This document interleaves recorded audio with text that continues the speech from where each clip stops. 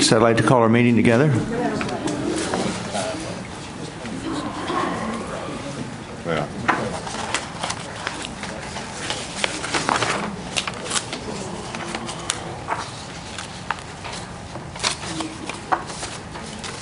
I know we've had some traffic issues today on 35 and also on 183. David, is our speakers here? Yes. Yeah, oh, good. All right. I don't know whether Mary, do you know, are we missing anybody that we expected? Actually, Gray Mays is supposed to come, I think. Oh, here we go, great. No, actually, Gray Mays is not available to attend.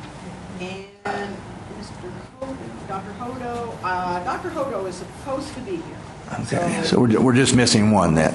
Right. Okay. And Sherry Brown. Yeah. So that we can stay on schedule, we have a very busy day. We need to be out of here by 1 o'clock, so hopefully he'll be able to join us. With that, welcome. And for our meeting today, each of you has a packet containing the agenda for today's meeting, the minutes from our meeting on August 19th, the bios of our presenters from outside the coordinating board, hard copies of the presentations, and a worksheet of proposed workforce marketable skills goal and some examples of marketable skills targets for the next higher education plan. The coordinating board staff assembled this worksheet to stimulate our discussion about a possible workforce goal for the plan and related measurable targets that will define the state's progress toward meeting the goal, if we ultimately recommend a workforce goal. In terms of our agenda today, after the approval of the minutes from our August 19th meeting, we'll hear from Dr. Mark Schneider, Vice President Institute Fellow for the American Institute for Research, about the marketable skills college graduates need. After our discussions with Dr. Schneider, we'll hear from Dr. Randy Dial, Dean of the College of Liberal Arts at the University of Texas at Austin, on the importance of the liberal arts in preparing students for the working world and how UT Austin is addressing the workforce skills of liberal arts students. Directly after that presentation and our initial discussions with him, we'll take a short break with Deputy Commissioner Gardner, Assistant Commissioner Brown, and members of the Coordinating Board's Planning and County staff to provide an overview and lead us in discussions of a possible workforce goal and related measurable example targets for the next long-range strategic plan for Texas higher education. This overview and discussion will continue over our working lunch. Finally, as requested by the committee at the August meeting, members of the Coordinating Board's Planning and Accountability staff will provide us an update on data related to a possible student cost goal that we may want to consider for the next long-range higher education plan. And with that, I would like to entertain a motion to approve the minutes, which I thought were very well done, very detailed, set a high standard. So we've got a motion to approve, a second. Motion made and second. Any opposed? If not, motion passes. Before I introduce Dr. Snyder, I want to provide a brief summary of our committee's discussions up to this point. As you know, we have been looking to the future to determine a strategic plan that inspires and advances student success, and a plan that will help position Texas as a leader in an increasingly complex and competitive world economy. With the exception of July, we've been meeting monthly ever since our inaugural meeting on March 6th. So this is our on March 3rd. This is our sixth meeting. Each of our meetings, time flies, doesn't it? Each of our meetings has had a strategic focus and has featured experts from higher education and the workforce, including our consultant, Dr. Steve Murdoch, on the implications of population change in Texas for education and economic development, Acting Director Andreas Sliker of the OECD on international benchmarking, Research Director Jeff Stroll of the Georgetown University Center on Education and Workforce on education and the workforce, Senior Vice Provost David Laude of the University of Texas at Austin on strategies and programs for increasing the educational achievement of economically disadvantaged students, President William Serrata of the El Paso Community College on overcoming the challenges faced in addressing the needs of economically disadvantaged students, President Stan Jones of Community College America on helping students achieve a degree, and Professor Sandy Baum of George Washington University and Senior Fellow of the Urban Institute on college access and affordability. Today we'll hear from Vice President Mark Snyder of the American Institute for Research about marketable skills college graduates need.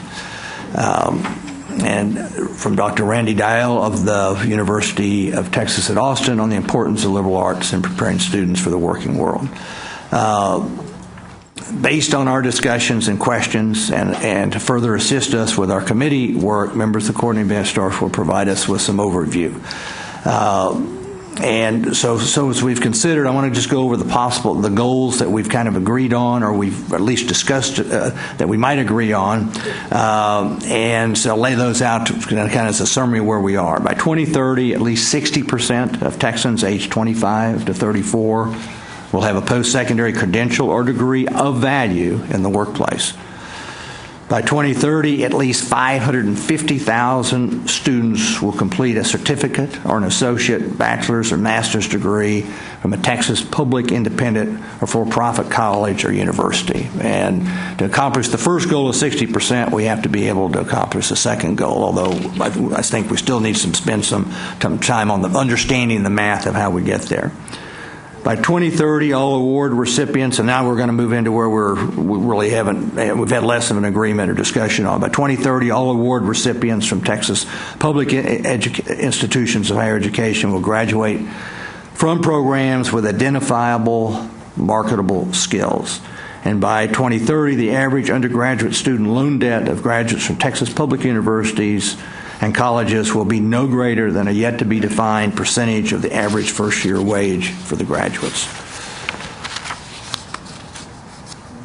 A draft of the proposed higher education plan is scheduled to be considered by the coordinating board in July 2015. But before that, the goal is to provide opportunity for key stakeholders, including the general public, to provide input into the proposed plan.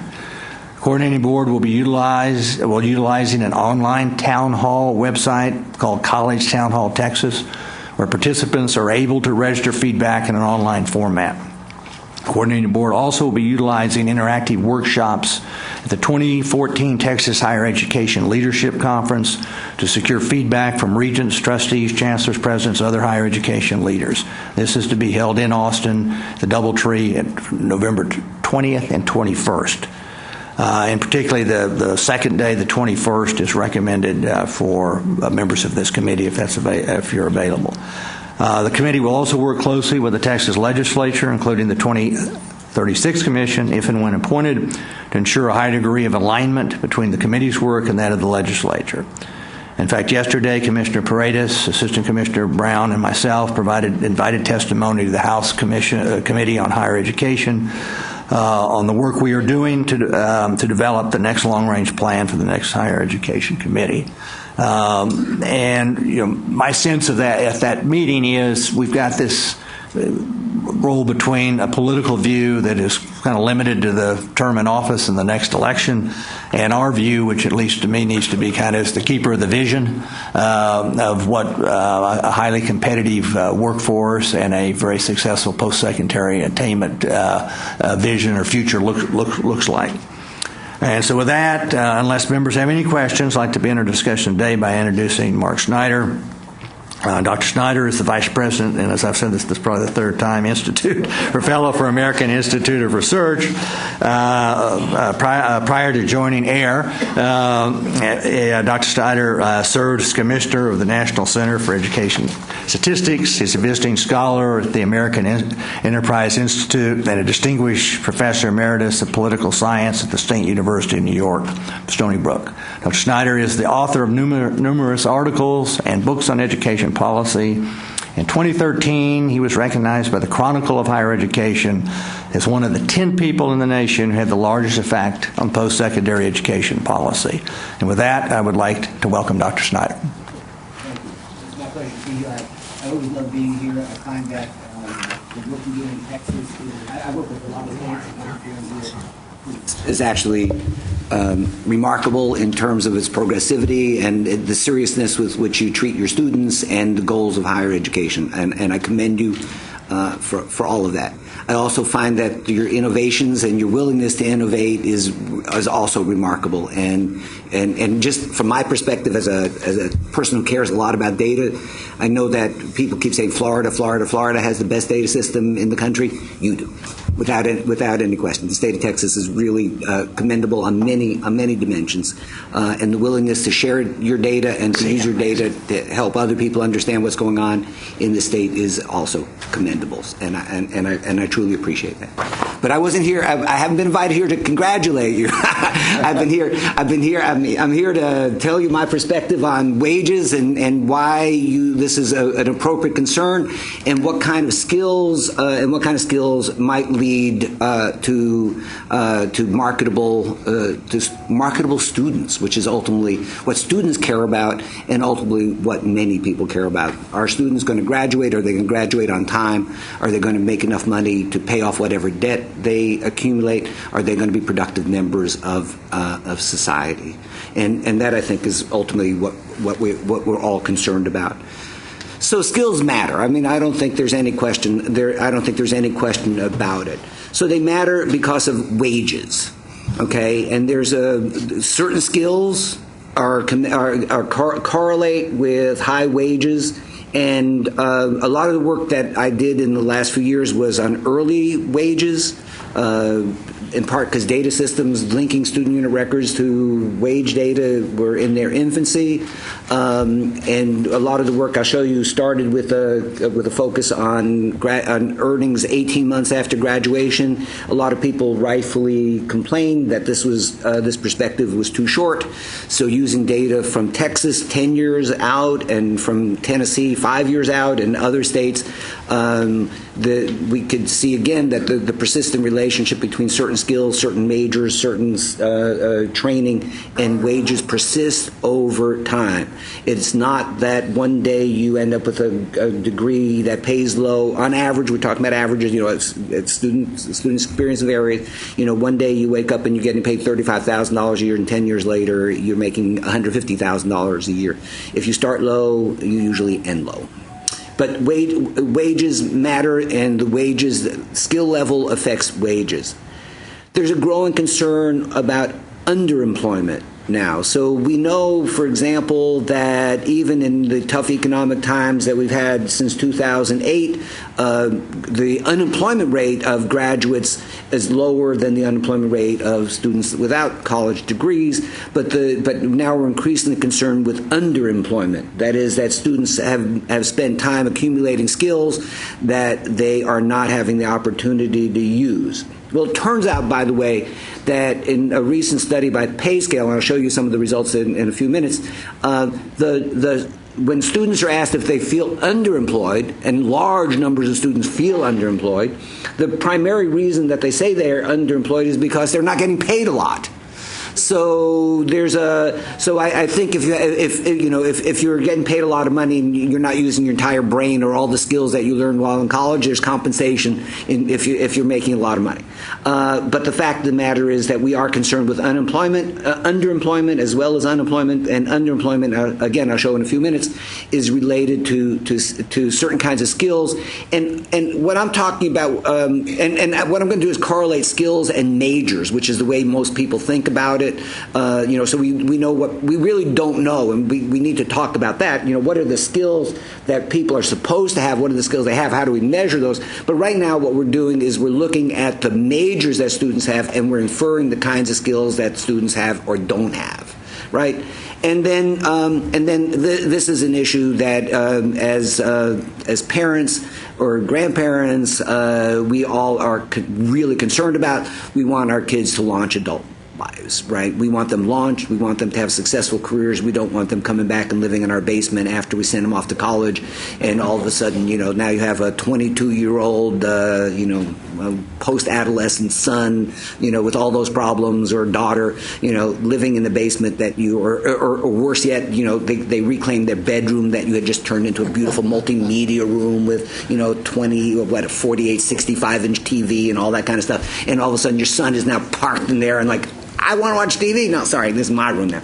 Yeah, right. We all know this, right? I paid my daughter a year's stipend not to move back into my house, and it was worth it. It was absolutely worth it. I could do it, and I did it. I think I trained her too well because I still give her money, and even though she's a successful attorney, she still thinks I still owe her. But skills matter because because the wages, because of the underemployment, and because of the failure to launch. We want to prevent the failure to launch. I joke about this, but it's actually it's a sad story because it's really true, right? I mean, we really do want. I mean, on one hand, we do want our kids obviously to launch into good lives, and we want them to have the skills to be able to do that. But having them not launch is very costly. So here's one of the fundamental lessons in all the work that I've been doing, and that is that we have tended to treat community colleges and two-year technical degrees as education bastards, right? They're stepchildren of the higher education system, and I think as a nation we've made a fundamental mistake in constantly talking about higher education is a 4-year bachelor's degree, right? The percentage of people who correlate post-secondary education or higher education with a bachelor's degree is enormous. And we've tended to treat community colleges as stepchildren, as also-rans, and the fact of the matter is that two-year community colleges, look, I mean, so they have low graduation rates, and there are lots of reasons why they have low graduation rates, but the fact of the matter is that the technical side of community colleges are often doing really good jobs, and they should be recognized and rewarded for that. So not everybody needs a bachelor's degree. Right? Students don't have the time, the money, the skills, the interest to get one.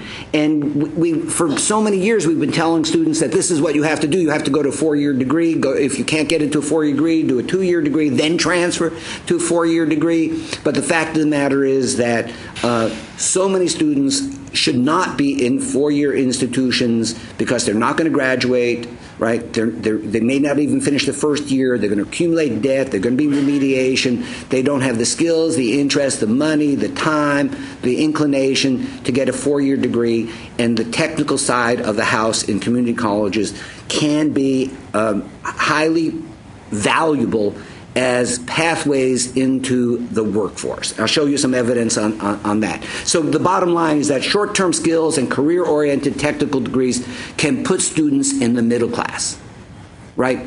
And that is a lesson that I don't think enough people understand. Okay? So in the long run, people with bachelor's degree, on average, people with bachelor's degrees are going to out-earn, on average, people with associate's degrees, right? The census, this is all census data, right? We see this over and over again. So the bachelor's degree, on average, over the lifetime, is a more valuable degree. But our graduation rate from college is about 65%, okay? And from the regional campuses where most students go are 35, 40, 50%, right? And we're trying to squeeze too many people into academic 4-year institutions when we could put them, or we should try to, open up alternative pathways that will put them into the middle class. Again, the bachelor's degree on average is a more valuable degree than the associate's degree, but not in all cases and not for every student. So this is a little complicated, and I think you all have it in front of you. So this chart is the results from 6 states that I've worked with, including Texas, and this shows you what the average or the median first-year earnings are. So this is 18 months after graduation. 18 months after graduation. The question is, who is earning more money 18 months after graduation by the type of degree that they've earned? So let's start with Virginia. So in each case, I give the bachelor's degree, and in most states like Texas, you divide the associate's degrees into different flavors, if you will, right? So there's the technical, in Virginia, there's a technical associates versus the bachelor's credit. So the technical associate is the degree that's aimed at giving people skills to enter the job market, and the bachelor's credit are transfer degrees. In Texas, you have the bachelor's, the technical associates, and the academic associates. Tennessee doesn't divide them. In Florida, there's the bachelor's degree, there's the associates of arts, the associates of arts and science, and the associates in applied science, right? In Colorado, they have the bachelor's, the AAS, and the associate of applied science, the associate of arts, the associates of science. Arkansas doesn't divide its associates. But if you look at which bar is circled, right? Only in Arkansas is not the highest paid graduate someone with an associate's degree. Yes, sir. For clarification, when you say Virginia statewide bachelors, what you're saying is that these are the earnings of actual bachelor's degree earners in the state of Virginia, or associate's degrees who have transfer interest? No. Okay. So the way these across all these states, these are UI wage data, the unemployment insurance wage data. So these are students that we find working in the state of Virginia or the state of Texas or whatever, right, that have met certain kinds of matching requirements. And this is 18 months after graduation. If they're found in the UI wage data, we know they got a bachelor's degree from the state, actually in Virginia it's both public and not-for-profit institutions. And we know that 18 months after graduation, on average, they're making $36,000. Okay. Thank you. So on average, 18 months after graduation, the graduates with the technical associate's degrees are making more than that, $38,000. Okay, and the graduates, and this is the transfer associate degrees. These are students who are in the labor market, but they could also be going to school. So this could be depressing their wages. So there could be some downward pressure on that, and it's just hard to figure. It's just hard to figure that out. But the pattern is so consistent that technical associate degrees in the short run, right, the applied sciences, the technical associates in Texas, the technical associates degrees, these are good paying jobs, right? Graduates from these programs are finding positions with good wages. Now, we'll unpack these in a minute about, it's clearly not everybody's making a lot of money, so there's variation even in people getting these technical degrees, but the fact of the matter is that these degrees are valuable, and I think we need to understand that, we need to honor that, and we need to tell students that you don't need a 4-year degree to be in the middle class. Right? Because the fact of the matter is that 1 year after graduation, the 38,000, the 50,000, the 38,000, these numbers are about or above the median family income. So people with these positions are in the middle class. So now we could start looking at the kinds of programs that lead to more higher paying positions, right? I don't know what, I want to be careful about saying these are more valuable or more lucrative, whatever, but these are the wages. So if you look at this table, anything in red is below the statewide average. So it's all benchmarked against the state performance standard, right? So for example, these are popular associate degrees in the state of Tennessee, and Tennessee reports first and fifth year. I report for Tennessee first and fifth year earnings on the 23rd of September. All this is going to be made public with a big rollout and all this. But anything in red here is below the state standard, right? The state benchmark. And you can see a couple of things. So the first thing you can see is that if you start low, you tend to end low, right? If you're below average in year 1, 5 years later, you haven't shot up, right? So that's the first thing. The second thing is that if you look at the statewide bachelors and the statewide median associates, in year one, the median associate is above the bachelors. By year 5, they've caught up, but there's a minuscule difference between them at the end of 2 years. The other thing is, as I said, it's sort of start low or end low. It's, again, very few examples of majors going from below average to above average. And then there's this spectacular case of electrical engineering technologies and technicians with a 46% increase in median wages between year 1 and year 5. So these are so the lesson that I take from this is if you know how to fix things, that is, if you're in technology, you get rewarded. If you know how to fix people, you're rewarded. Right? So this is a table. The next one is the average wages for year 1 and year 10. And here I shift from associates to bachelor's degrees because the bachelor's degree is still the most popular degree, the most commonly granted degree in the nation. And as I said earlier, most people care the most. This is what their goal is. So again, the red is below average, below the state benchmark, and black is above the state benchmark. And we can see that for many of these, there are 10 of them, 10 programs here. So for 3 of them, you start low, you end low. Biology is a very interesting story. They start with the lowest wages of the 10 most popular bachelor's degree in the state of Texas, but end way above the average by year 10. And I suspect that that's because so many people are finally getting their medical degrees, and that's pushing up the wages. Psychology, very popular degree, very low, below average in this state and every other state. It's not a very lucrative degree. Marketing is like biology, goes from below to above. Multi and interdisciplinary studies, which in the state of Texas is a route into teaching, starts above, but doesn't go anyplace. And 10 years out, it's below the state median. The most in the state of Texas, almost everybody that's the highest paid of the most popular degrees are in marketing and business. And it pays. I mean, look at finance and financial management services.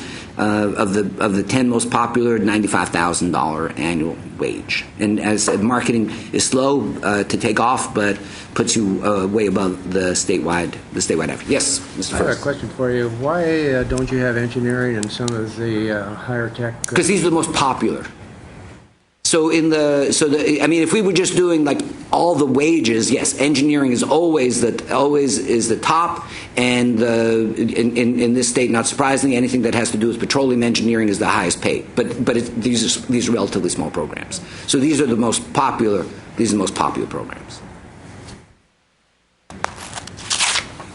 Okay, so that's wages. So again, fix people, fix things. You're going to get rewarded. Associate degrees, technical associate degrees pay off, and often pay off way more than some esoteric other courses, shall we say? So this is based on payscale.com. This is a compensation company that has something like 2 or 3 million students graduates who've given information to PayScale when they're looking to get some advice about what their compensation should be. So the way it works is you go on payscale.com, you put in some information about yourself when you graduate, what degrees you got, something about your job history, what kind of job you're looking for, and where you're looking for it, and they'll say in Austin, Texas, someone with your skills should be getting paid $50,000, something like that. Their real business is, of course, advising companies about how much they should pay, but they get the data from students in this exchange for giving them guidance about what the baseline salary should be. So about a month ago, they put out a study about the college majors most and least likely to feel that they're unemployed. And on the yellow or the mustard colored are the most underemployed majors, and the least underemployed majors are on the blue. And actually, coming back to Mr. Ferguson's point about engineering, look at almost all the ones that are the least underemployed are engineering. Right, so people are engaged. They're being well compensated for their jobs. Mathematics is an area also. Is this at some fixed time after graduation? No, actually, I'm sorry. Their database, they divide their database by early career, mid career, and I'm sorry, I don't remember if this is early career or mid career. I'm sorry. But the range is narrow. It looks like 40% of students feel like they're unemployed or underemployed no matter what. No matter what, yeah. So this was, that is true. So even environmental engineers, like more than a quarter of them feel underemployed, right? Well, there's a question of what their expectations are too, right? Okay, so if we go on the left-hand side, the most underemployed, we can see general studies, sociology, English language and literature, graphic design, liberal arts, education, psychology. Some of these are really big majors, right? Most of them are in the liberal arts and sciences, social sciences.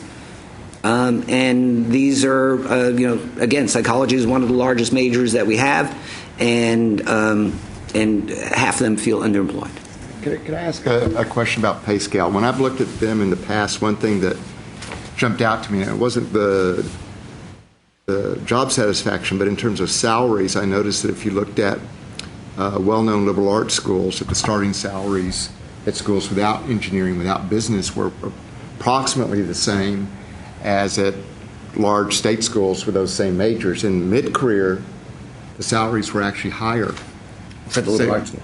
For the better known, so Amherst, Williams, right. Middlebury, Carleton, Pomona. Is that there's some other factor working there? Yeah. So I believe, and again, since so I believe that there's a handful of prestige schools in the United States, of which Rice, for example, is one of them, and 5% of American students go to these schools.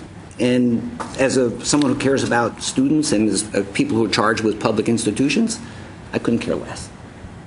Quite frankly, they're well endowed. I mean, we actually support them enormously through tax policy and through tax laws.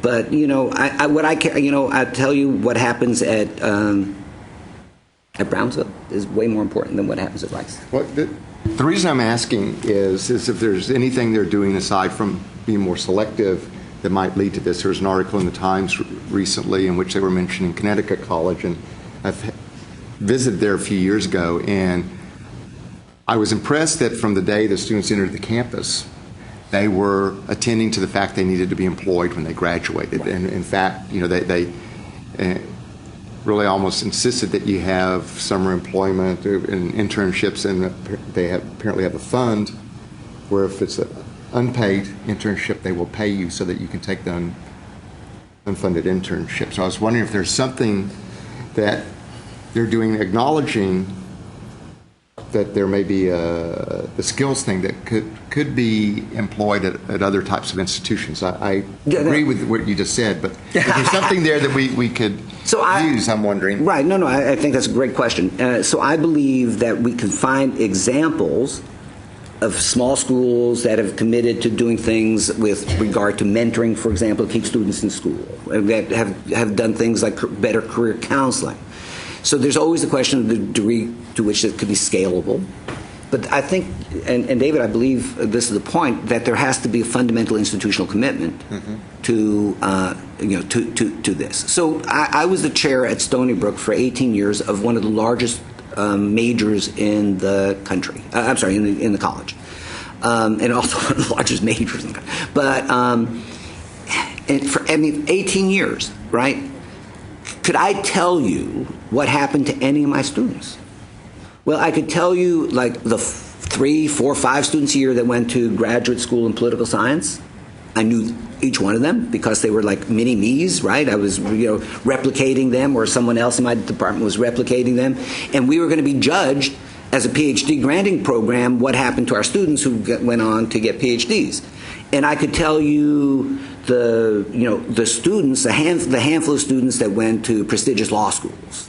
And why could I tell you that? Because 5 years later I was going to ask them for money, right? So I tracked those students.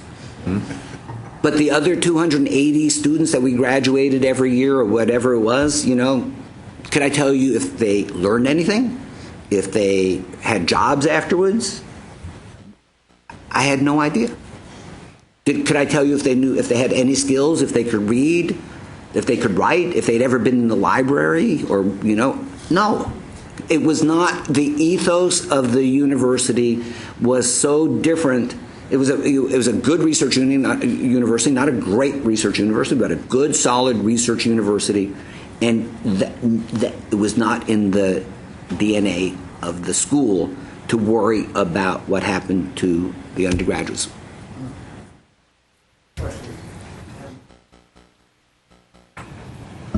Having done some of this for a while, I don't disagree with this, but I don't sense that students didn't know this from the day they enter until the day they leave, and they have for the last 30 years. Wait, they didn't In other know? words, they know what's the lowest paying. Usually they're there because they couldn't cut the others, or because they had a passion for that, and they said, yeah, I'm not going to make what a electrical engineer will, but I want to help people, or I want to do such and such. So that I sense that I don't know what we do, in the sense that we say, well, you may want to be this, but we need you to make more money. You've got to go over here. That's not going to happen. It hasn't happened in 30 years. People self-select into these areas. Sometimes they default into them because they can't, their math skills aren't good enough, and so they start on engineering and they end up in sociology or psychology. Right. But if you ask anything other than maybe the brand new freshman, I can tell you, I'll go tonight and I'll talk to a bunch of mostly juniors, and I'll tell you, they'll tell you about the third thing they say is, I'm in such and such. I'm not going to make much money doing that, but that's what I'm in this because I like it, or da da da da da.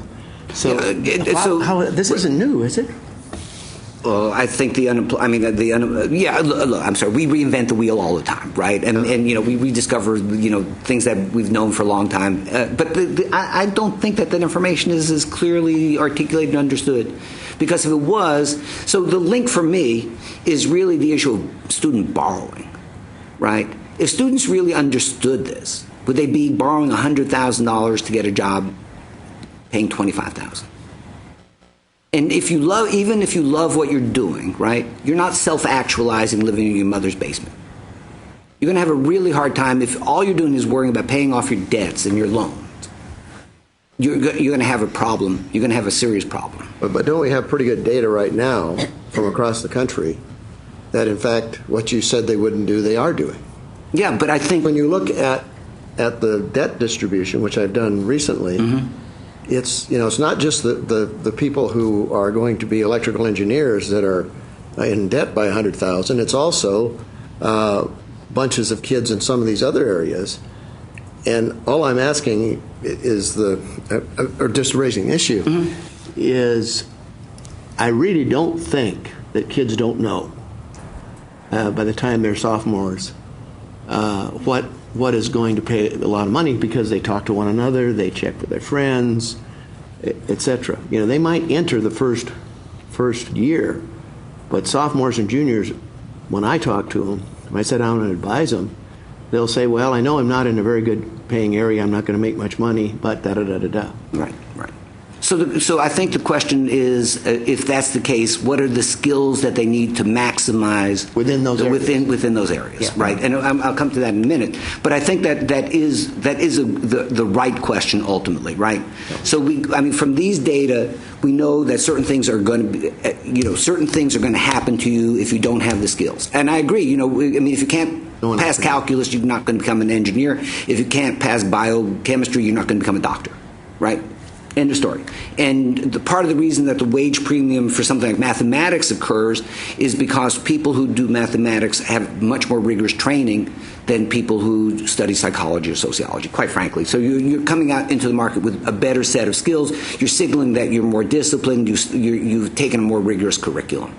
And I believe that that's part of the wage premium in mathematics. Of course, people need mathematicians for all kinds of things, but I believe that part of what's happening with mathematics is that you're signaling that you're serious, that you've done a rigorous course of training. Commissioner? Well, I think Steve is right, but there's another phenomenon that occurs, and I was very familiar with it when I was a faculty member. I think that for probably the last 30, 40 years, UCLA has had more English majors than any university in the country. At one time, we had close to 2,000 English majors, and if you ask those students what the average wage was for an English major, they could tell you. But they were all going to be screenwriters, and they were going to make it big. So they knew what the wages were for the profession, but they thought they would be the exception. The same thing happens in graduate school. We would tell students, this is what the market is for PhDs in English, sociology, or whatever, but they thought they would be one of the exceptions, and they would get a plum job. That's the other thing that helps explain some of these numbers. I mean, it's the same problem with graduation rates. You know, I mean, the University of District of Columbia has a graduation rate of 19%. But every student I've ever talked to going there is going to be one of those 19%. Yeah. Right? I mean, so people always believe that they're above average.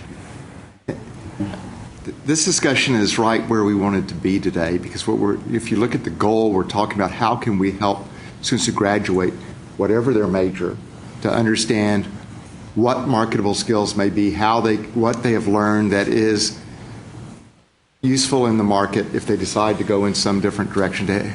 How can institutions be more aware of this to help the students understand what their skills are, and in fact to help them put together a skill set, but still maintain the range of degrees, so that Steve's sociology students will know that they can do things that aren't necessarily in social services, which many can't. I mean, many of them could be employed in marketing if they chose to. They have some of the very same skills that they may not realize it. Many of the students have very good communication skills, but nobody has ever told them that that's a marketable skill. And so part of that is to help the students identify, and I do think Steve is correct. I have a sociology major in my family right now who I'm thinking 2 years ahead. And so, don't convert him. But I think this is the type of thing we have to be more conscious of it, and I think students do understand these things. Online, if you go online much, there's all these ads at the beginning of the page, and I've seen and clicked on at least 50 times, here are the majors that will pay the least. And it's all these same majors, right there. and they always say, well, oh, gee, there's obviously a trend, which you sort of echoed. If you want to help people, you're not going to get paid much for it. And I think we need people to continue to do that. I mean, it's really important that it's there. But some of those people will become, administrators in those areas at some time. They will have some skills that even if they're not well paid, will help them do a better job at helping people if they want to. And so I think what we're trying to head to is how can we help students be more aware and help and talk to institutions about being more active and aggressive in terms of helping students understand what these things are. And I think we may hear about some of this later today, how schools can do that. But so this is focused very well on on your task. On our task and the questions. So keep these questions coming. I'd just like to say one thing in that, and that's I've dealt with both kids in college and also mentor kids. I say kids, they're still 28. I still say they're kids, although they don't think so. And I think it's just by the time they get to, they may tell you that they don't care what they're going to make while they're in college, but by the time they get to 30, I just call it a reality check. And at that point, then they begin to ask, well, how can I actually make a living that I can live on? And so I don't know. There's a little bit then of a disconnect between the attitudes of a 22-year-old and the attitude of a 28-year-old, and so how do you bridge that gap? How how do we do counseling so that gap can be bridged? And I think that's a real problem, because what's acceptable at 22 is not quite so acceptable at 28 or 30 with 3 kids and a mortgage. So first of all, the national data on this is somewhat different than students don't care, and I'll show you a number in a couple of minutes. But the HERE, the Higher Education Research Institute at UCLA, actually asks students all the time on an annual basis, freshmen, why are you here? What do you want from college? And especially the last 5 years, by far the number one reason is to get a good wage. So they are, especially in the last 5 years, this is really high on people's minds. And I'll show you some data in a minute that confirms this. Okay, let me just, there's one, let me go through the next 2 slides quickly, because I think it's the ones after this that turn out to be important for your purposes. So Aram and Rosica had a blockbuster book about 5 years ago called Academically Adrift, and they went back and followed these students 5 years later to find out which of these students have launched and have launched lives. And they use the Collegiate Learning Assessment, which you're all, in Texas you're all familiar with, which is a reflection of critical thinking, analytic reasoning, problem solving, and written communication skills. And these, they argue, the CLA argues as together the kinds of skills that are really valued. And I want to come back to that in a minute, because one of the problems that we have is what's critical thinking. That term itself is loaded with so many different definitions, and it actually turns out to be, I hate to say it, much more simple than we think, but actually you could, they're like religious debates about not surprisingly, what critical thinking is. And basically what they find is that students with these critical thinking skills, as measured by CLA, were much more likely to be employed and have launched lives. And this is important. And the number of students who got it is critically low, by the way, and this is an indictment. Ultimately, both Academically Adrift and Aspiring Adults Adrift are indictments of our education system for not inspiring or instilling these skills in our students. And part of and here's the bottom line. One of the worst takeaways of that book is that students who did not have these skills and who were having trouble launching their careers still said that they had a great education. Now, that may be because they had different values or judged a great education in a different way, right? But the fact of the matter is that they did not have these critical skills, they were not prospering in the job market, and they still thought they had a great education. So, this is something I think that one of the themes that we talked about, here was, what do students want? What do they think they're going to do? So they may have gotten a great education, but it's not reflected in this core set of skills or in the job market. So part of the problem is that the role of is and this is going to be a fundamental issue that we all face. Look, I was a faculty member. My whole career was as a distinguished, not my whole career, but I ended as a distinguished professor. I was fairly well known as a political scientist. I was the vice president of the American Political Science Association. I had stripes and bling and medals and all the kind of stuff that goes along with this. I couldn't even walk in graduation because I loaded down with all this academic bling. So students, the most valuable thing that they want is a good career, a good job, and 70% said, this is a survey, and actually there's a link, I think, to this talk that Dan Rosenzweig gave at the ASU GSV Advisors Innovation Summit. You could Google it. It's really an interesting talk. 70% of students in a national survey they commissioned wanted to gain skills that employers will pay for. Okay, the faculty, they wanted 80% strong critical thinking, 65% exposure to new ideas. Okay, so again, this is where this critical thinking idea comes into play, because what employers may think of as critical thinking and critical skills are not necessarily what employers want, right? And this, so there's a fundamental culture clash that we need to understand and we need to resolve. So here, by the way, is also from the Chegg study. So what are the critical? This is from a survey of employers, a national survey of employers. So what are the critical skills? Right. Again, the critical skills, the critical thinking skills, the critical.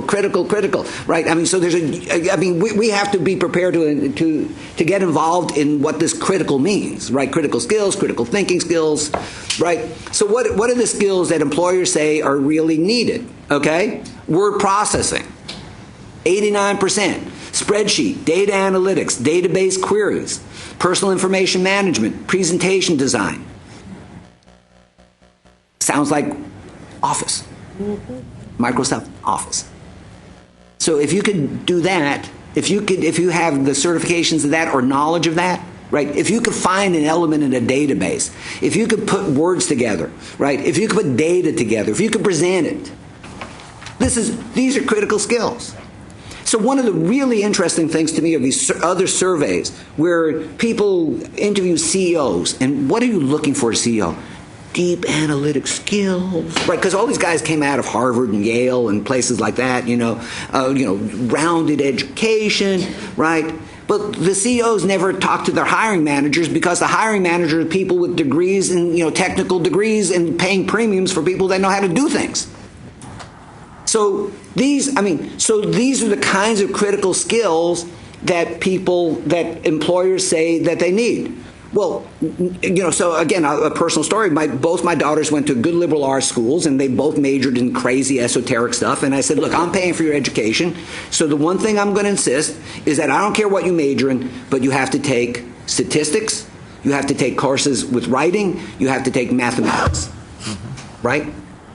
And 10%, 15% of your coursework has to be in those areas, and I don't care what else you do, right? You can major in God knows what, but you have to have these skills. And they both did it, and they both are doing fine. So these skills, these are critical skills. But again, we have to be prepared to engage in a fight over what critical skills are.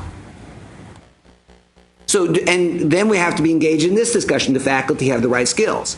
So again, I was an academic my whole life. I had a department. I've hired and fired many, many people.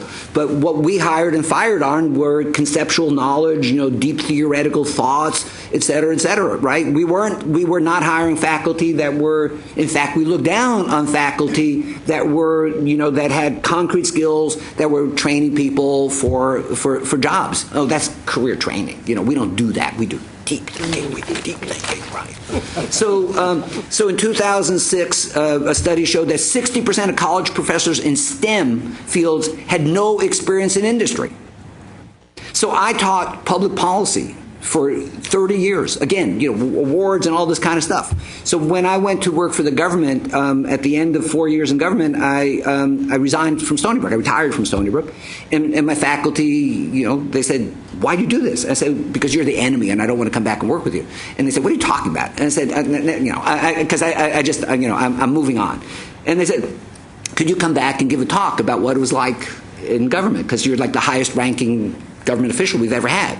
I said, sure. And so I came back, and my opening line, was, look, for 25 years I taught public policy. And in 4 years I worked at very high levels of government. Every one of my students should sue me for malpractice. There's nothing I taught them that had anything to do with the world in which I lived for the last 4 years. Because I was doing deep theory, I was doing, high-level analytics, and, I made my students right. At least I got that part right. But the kind of skills, the kind of communications, the kind of ability to deliver, information to the Secretary of Education or to congressional staff, these are skills that we never taught to any of my students, right? I had a person teaching budget, and he said any fool could write a budget, right? I said, no, any fool could say that, and fired him. Anyway, so this is totally, again, faculty are passing on their conceptual and theoretical approaches without any hands-on experience of actually managing, selling, or building things. So we have to engage in that We have to engage in that. But again, part of the problem is that universities are independent fiefdoms, right? The departments run so much, they're so powerful. And when I was a faculty member, I loved it. It was great. It was perfect. It was the best world ever, right? I was getting paid a lot of money to do whatever I wanted to do. I mean, it was great. But I mean, I think most faculty understand that that has to change. But we need people with more practical skills.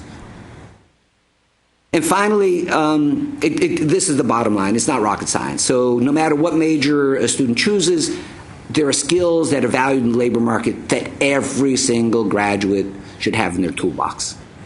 And these could be, this should be the whole set of things that I showed you earlier: writing, word processing, database management. Find something in a database. Know how to manage information. Management information, PIMS. Know certain skills.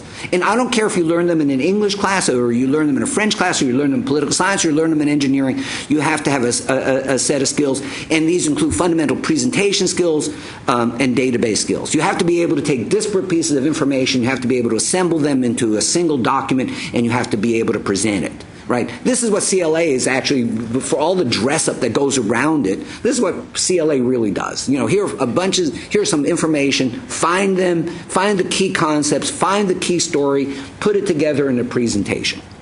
I mean, that's a critical skill. But I mean, that we have to talk about that we have to say, this is what we want students to have, this is fundamental to a college education. It's a little crazy, right? But this is the discussion that we have to have.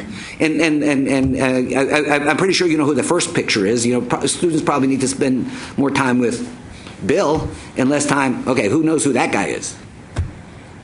Mr. Proust, Marcel Proust. So anyway, one of my favorite examples, because parsing Proust. So you need to know Microsoft Office and not how to parse Proust. Anyway, that's so. With that, let me. We have just on time. Some questions, please. Well, we did have some questions, so but let's take some more time, which we've done traditionally with our speakers, to make sure we get the most value added out of their valuable time. So. I think, Mark, what you said is just mind-blowing. It's something that should be said but is never said, and something that, while we say we need more people with practical experience teaching, more professors with practical experience, is there a way to actually make that happen? If we come to, first of all, we come to the realization that is really needed, that everybody's in faculties all over, universities all over the world agreed with you and their faculty. And they say, Mark is absolutely right, we have to make a major change. First is one, could that happen? And number two, if it could, how long would it take to actually have a much higher percentage of our teaching professors have practical skills? So again, from my own experience, so I was, I had a great career in political science. And do you know how many friends I have left in political science? None. Mm-hmm. Right. So this is, I'm heretical, right, on this. And I must admit that I really believe this. I mean, I really and truly believe this. I did it to my kids. I sent them to liberal arts schools, but I made them get practical skills. Of which writing was the most important. I would not send them to school where there was not a lot of writing. But I will tell you, I don't know, as maybe people that have lapsed religions, feel like I have a lot of friends for one reason or another that are Jack Mormons, right? And and you can see sometimes they get really conflicted when you start talking about their faith and this. So I was raised in a faith. Right, in academia, it was a faith, and this is apostasy, and I am, I must admit that I'm conflicted about this. And when I talk about this, I believe this, but your question's like, oh my God, do I really, am I really going to be? How's this going to happen? And if I was the chair of my department again, would I actually do this? And I don't know, because the pressures are all in one direction. You know, the reward system, the money, the recognition, the bling, all this stuff is for doing, one of the reasons that I quit academia was because I was an expert on charter schools. Right before I got interested in higher education, I was working on charter schools. And I realized that I was writing to 5 people. You know, one of the hottest issues in the country. And all I cared about was whether or not 5 people, all of them, I could name each one of them in different universities, were they reading my work? 5 people. And I said, I can't do that anymore. But, so there's a religion. I mean, and so again, I give Texas all the credit in the world for, being willing to face up to this and to face this. But it's going to be really hard because the whole religion is structured in a certain way. And, so I hired plenty of, professors of practice and people with practical experience, never as full-time faculty, always as adjuncts, always exploiting them. Right, and if I wanted to hire someone with the one person that we did hire with who was a retired planner, and it was a very valuable faculty member, he was ostracized in the department because he talked about the trains, right, rather than like how's Long Island going to live with with a broken train system. Mm-hmm. So how long will it take? A very long time. And how could it happen? I think.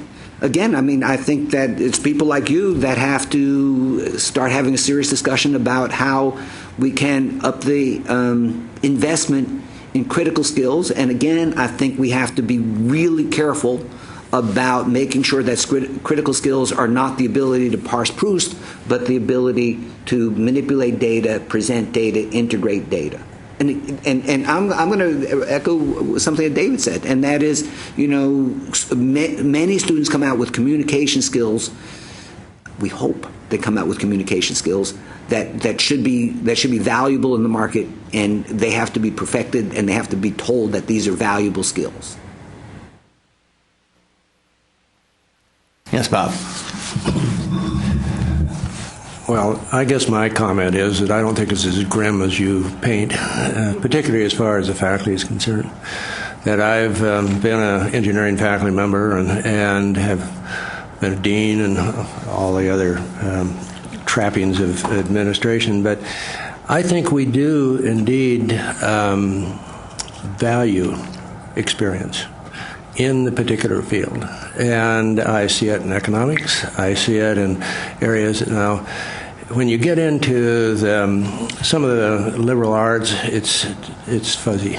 There's no doubt about it. But in my experience, and it's not all in engineering, because I was a college president as well, that I see there is a value that faculty put on their colleagues in being able to communicate the ultimate use of that particular educational element. And I just wanted to clarify that, because I don't think it's just, everybody just goes off their own ways and does whatever they think they want to do. Yes, and what would you, when you talk about universities, what would you say about the research discoveries that have come out, some of which may be theoretical but end up being very practical, but would have never got to the practical had there not been professors of biochemistry, professors of other things that were looking at those elements? No, and they're part of the academic circle too. Yes, they're part of what makes. They're part of what students experience that they wouldn't experience if what I knew how to do was to tell them how to do a PowerPoint. Okay, so let's. So there are many tiers. As you well know, right? The American higher education system is multifaceted and segmented and stratified and all, in all kinds of ways, right? There are thousands of Title IV institutions, and many of them have different missions. Right, and different, and so the first thing is I believe that we have made terrible judgments with regard to research universities in terms of underinvestments. I endorse your position 100% that coming out of our major research universities, there are important. These are gems. We still own the majority of schools in the Times of London higher education rankings. And we, excuse me, and these are important institutions, and we have to figure out how to recognize, reward, and sustain those. I don't think there's a question about that. But 70% of American students in public institutions go to schools like UT Brownsville, the Cal States, not the UC systems, right?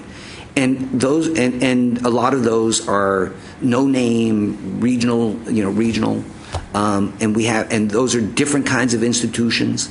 Then we have the community colleges, which 48%, 50% of post-secondary students go to community colleges. So we have to be.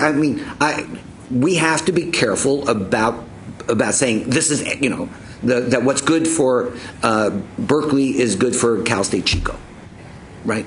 I mean, or what's good for UT Austin is the same expectations we bring to Brownsville or San Antonio. I mean, so we have to have a much more nuanced view of that, and I think we need to protect our research institutions exactly for the reason that you're talking about. But most students don't go to those institutions. What do you do about the kid that's at UT Brownsville that has the potential to be the next fill in the X discoverer of such and such? Do you just say, sorry you went to UT Brownsville, you don't get a chance to get into that milieu? How do you take care of that? If you don't have them get basic skills in these sciences that allows them to maybe go to graduate school at UT Austin.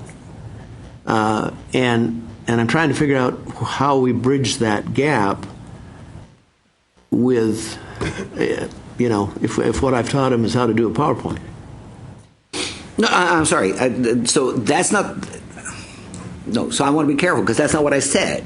What I said, and I go back and show you, right, that, no matter what major a student chooses, there are skills that are valued in the labor market, no matter what major a student chooses. I understand, I agree with that. Right.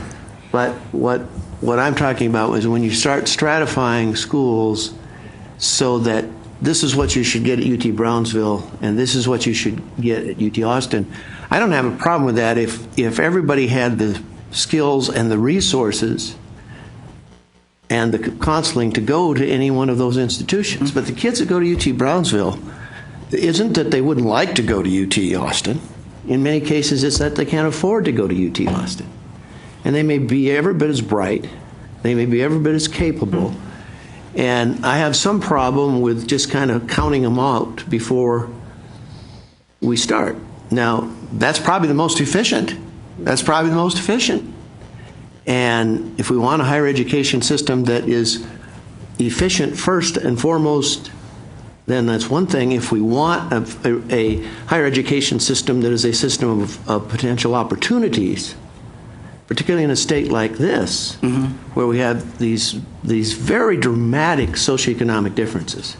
And I've been to every university in this state several times, and there's some super bright kids at UT Brownsville, but they won't get the same chances, and they certainly won't be if they were at UT Austin, and they certainly won't get them if they don't get a good, solid science background in whatever it is, and we train them only or primarily with the idea that they're going to get a secondary kind of job in a specific industry. Okay. Yeah, I'm not sure that's what Mark intended. Maybe he did, but I think I'm sitting here thinking one of the issues is that we're not talking directly about is how are students taught, and wherever you are, because most of us who were faculty members were not taught how to teach other than how we were taught ourselves. And fortunately for me, I had my dissertation chair was someone who didn't communicate well. He knew he didn't communicate well, and he learned how to, and he taught us if we were going to go into the field, we needed to, the stat that we had learned was useless if we couldn't explain it to anyone.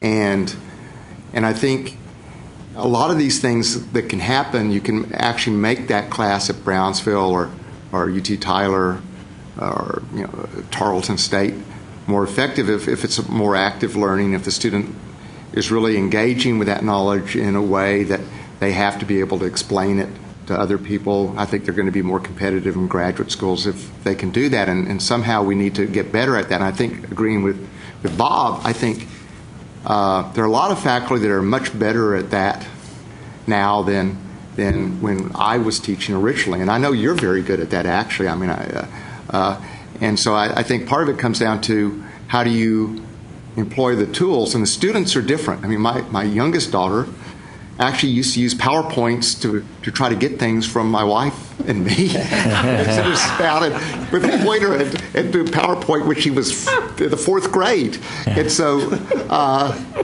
Did it work? And these skills, I bet it did. no, usually not. but I think they're sort of secondary skills, and some of the faculty are less good at using them now, but I think the younger faculty are getting better and better, and some of the other faculty are picking it up. There's also one of our staff always talks about HIP, which is not what it sounds like, but high impact practices, the use of service learning, the use of internships, paid internships, a number of things to supplement that so they get some real understanding of how to, if they're learning demographics, how really it's very useful and how you can explain it to people and how you can apply it to different things. And so in my mind, this is, and I may be wrong, this is sort of what we're really talking about. Not that we don't need some of these things any longer, but how you can get the most out of them, how you can, if you go into a field and you choose not to go to graduate school, how can you make sure you know that you have some of these skills that you can sell yourself with when you go into the marketplace. And I think most people in this room, or I bet half, probably are doing something different than they originally planned on doing. And even in engineering, Bob, I know a lot of people are not engineers after their first 5 years, but they couldn't have gotten where they are without their engineering degree. So even those jobs that are more directly connected to the marketplace, careers look a little different. And, you know, as we heard from Georgetown earlier, in the U.S. we have an environment in which we're not so linear, but we're more of a flexible environment. And one of our advantages is being able to use these broader skills and bring them to different tasks at hand and be able to adapt and go on. But you have to get your foot in the door to begin with, whether it's graduate school, professional school, or GSD&M. So could I just add, so just one error that I find many of us make. So I have a PhD, you have a PhD. If I went around and asked everybody here what their degrees are, probably like very heavy laden with 3 letters or more at the end, right? And so we tend to think, I mean, you know, my whole life I'm surrounded with PhDs, right? I mean, this is the world I live in. And several times people talked about graduate school and getting, I mean, David just said, you know, whether or not they're going to graduate school or professional school. So if you look at the numbers, the bachelor's degree is the terminal degree for most Americans, followed by the associate degree. Right. So and when you finish with your bachelor's degree or you finish with your associate degree, that for many people, that's the end of their formal education. They're going into the marketplace with those degrees. You know, so something like 80,000 biology bachelor's degrees were granted last year, 2 years ago rather, and 3,000 masters in biology and like 1,200 PhDs in biology. I mean, just to keep in perspective that what we're talking about are students that are going into the marketplace with a bachelor's or as associates as their terminal degree. And if we think of trying to gear our system of education to the students who are going on to graduate school, that's a minority of students. And again, you know, we have to honor them, we have to respect them, we have to protect our research institutions. We have all of that is true. But the vast bulk of Americans are ending up with either an associate degree or a bachelor's degree as their terminal degree, and they're going into the marketplace with those skills. They have to have the fundamental skills to get in the door, to be employed, not to be underemployed, and to launch careers which may change, 5 years out, 10 years out, they're going to be, you know, they will change, but you have to start, and you're going to start with a bachelor's degree or you're going to start with an associate degree, and the skills that they need, I think we could identify and we could try to encourage them. Well, Dr. Steiner, this has been very thought-provoking. We're running past our time. Dr. Faulkner, do you have a... No, I'll pass. Okay, all right. Thank you very much for the presentation. We really appreciate it. My pleasure. And with that, I'd like to continue our discussions by introducing Dr. Randy Dial, Dean of the College of Liberal Arts at the University of Texas at Austin. He served for nearly 40 years as a psychology professor at UT Austin, studying how humans perceive speech and teaching hundreds of undergraduate and graduate students Since 2007, he has also demonstrated his passion for teaching and research as Dean, College Liberal Arts. Under his leadership, an increasing number of college programs and departments became national prominence. Scholarly research is focused on language, cognition, perception. For the past 3 decades, won multiple research grants, as well as several prestigious university teaching awards. He has published more than 70 papers and articles. Welcome. Well, thank you very much. Do I need to move this? Can you hear me? I have a loud voice, so I probably don't need it to be too close. Okay, that's wonderful. Well, thank you very much for inviting me. I agree with much of what Mark Schneider said earlier, except with respect to parsing Proust, and I may get to that.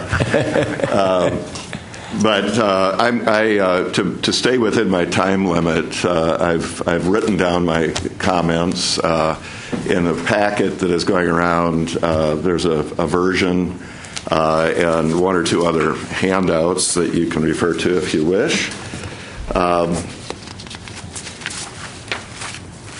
So I'm going to begin with some good news about liberal arts graduates in the working world and direct your attention to this handout in your packet.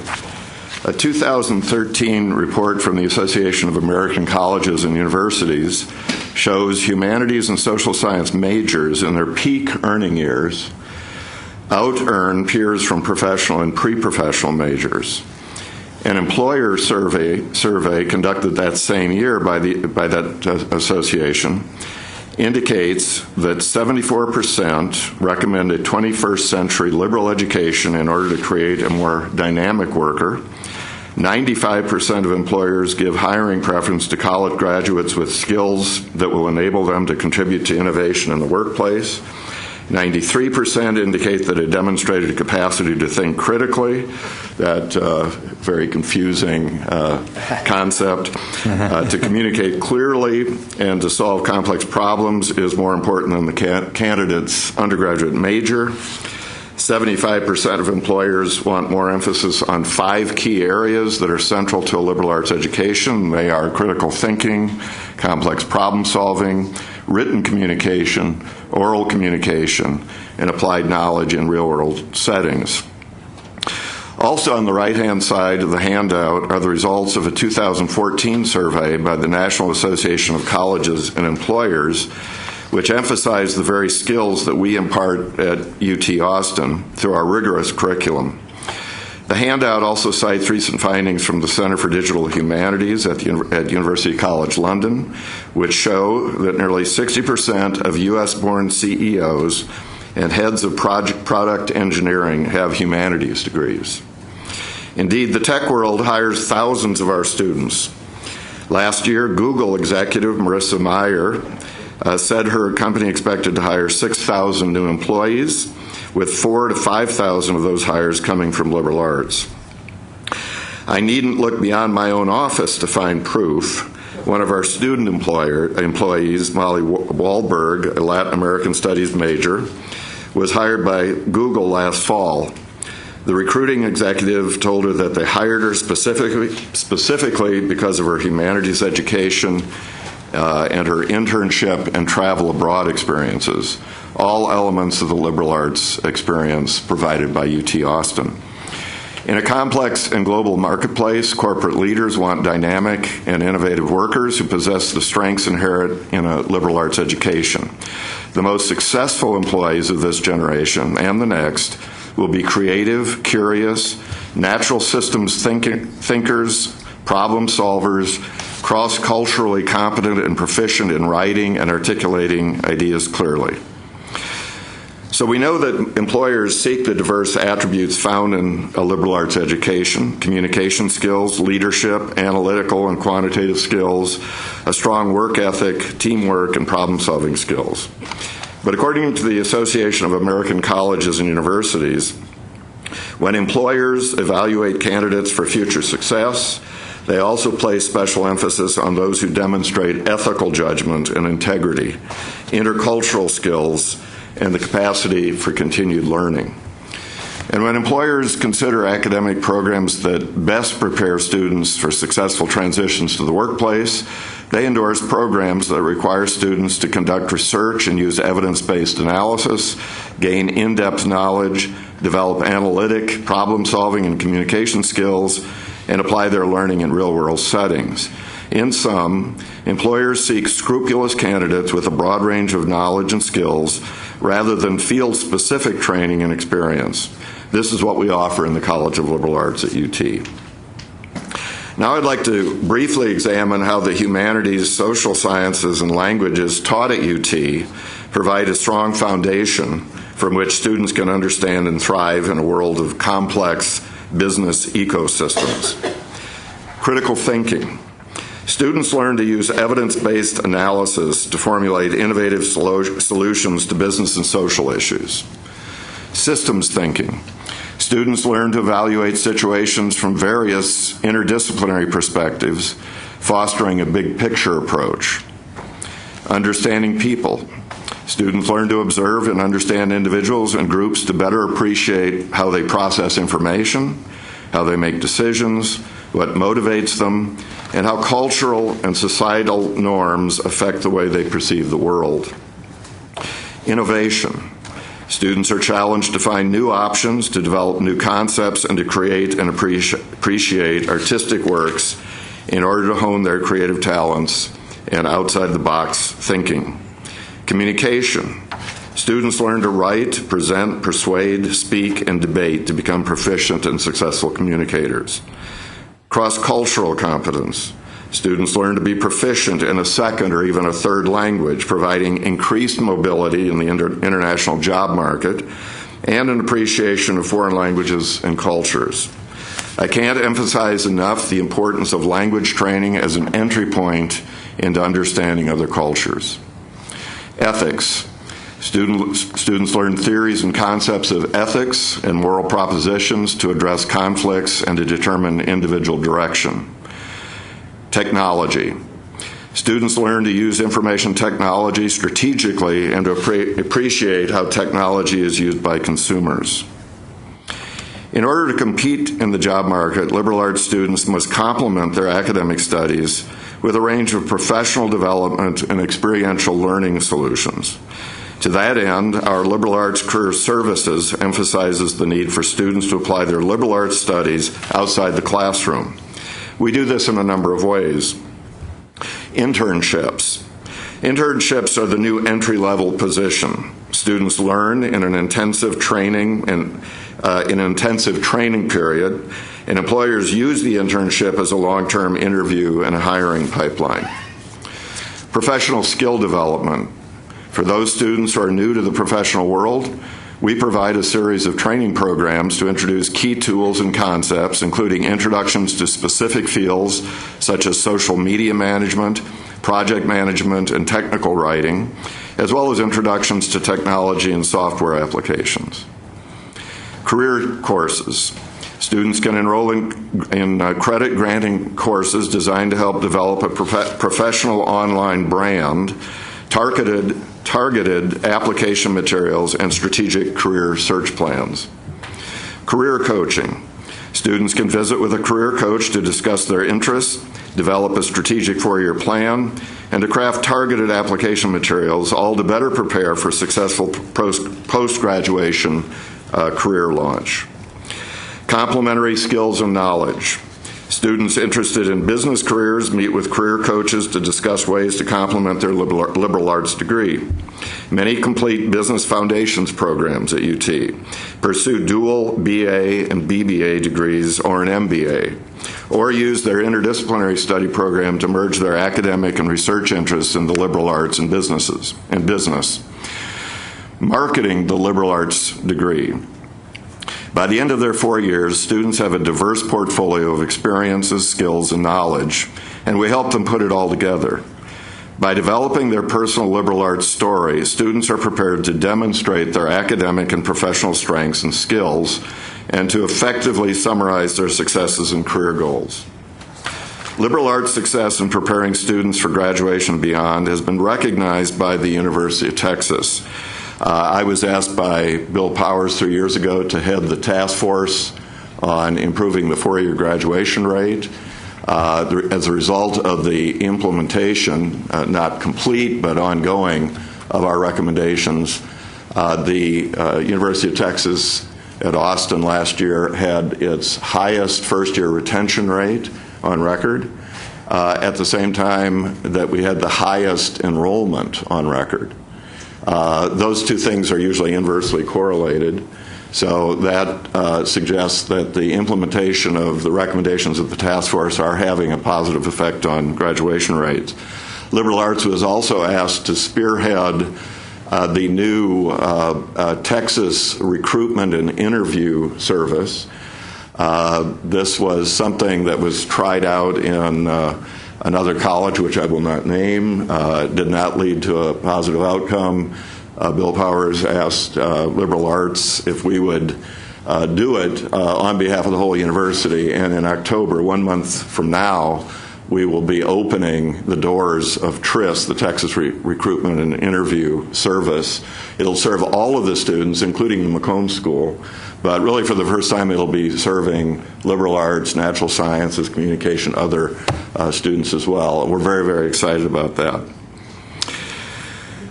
So I want to talk about some challenges. In the College of Liberal Arts, we face a number of challenges and opportunities in preparing students for life beyond campus. Engaging students early and often. Liberal arts students are not typically career-oriented as students in professional programs. To that end, our programs are highly proactive in reaching out to students and promoting career preparedness. Let me talk about Liberal Arts 101, which is Liberal Arts Planning and Pathways. This is a course now, a one credit hour course that all liberal arts students are recommended to take, not yet required. This first-year course is designed to introduce students to their new college community and to help students plan for a successful 4 years of study and eventual graduation. 2 sections of the course are dedicated to career planning, helping students understand that it is never too early to start thinking about what's next. Student outreach. Career Services is proactive in reaching out to and connecting with students online, in the office and around campus, partnering with academic advisors, student organizations, and community advocates in promoting its resources. Job search. Some students will not be ready to consider the job search until the senior year or near graduation. With that in mind, Career Services delivers job search intensive boot camps that provide an introduction to resumes, interviewing, job search, and networking in a 2.5-hour session. Another challenge is helping students connect the dots, whether researching the works of Shakespeare or Proust, or tracing the endangered languages of Texas. Students are learning key skills that help make them ideal 21st century professionals. How we help? Faculty support. Liberal arts faculty lead classroom discussions on how students can apply their knowledge in real-world settings. Case studies and projects. Liberal arts programs are incorporating more business case studies and individual and group projects to the curriculum. An example is Liberal Arts 325, the Liberal Arts Entrepreneur. This is a 3-credit upper division course that helps liberal arts students use creativity, innovative ideas, and skills to create an entrepreneurial business. Career preparation. What are you going to do with your major is a question that most liberal arts students will hear at some point, including from their parents. Many believe that without specialized and career-directed training, liberal arts students are less competitive in the job market. As I have demonstrated, that is not the case. I would like to just comment on one of the slides that showed, for example, sociology majors not doing very well relative to engineers, but law students were doing very well. And most law students have liberal arts undergraduate degrees. I do want to make the point that much of the postgraduate training is based on a foundation of liberal arts education. Liberal arts and emerging technologies. A large portion of the current job market didn't exist 10 years ago when the social media landscape was new. Facebook was founded in 2004. Cloud computing was gaining steam in the consumer market. Bluetooth was all the rage. Apple was all about the iPod, and video blogs were on the horizon. Today, these technologies are a societal mainstay and have created booming job trends. Considering the expansiveness of these emerging fields, one has to wonder, what will the job market look like in 2024? No one knows. In order to keep pace with the changing business environment, employers will continue to recruit students who demonstrate creativity and flexibility in fluid situations.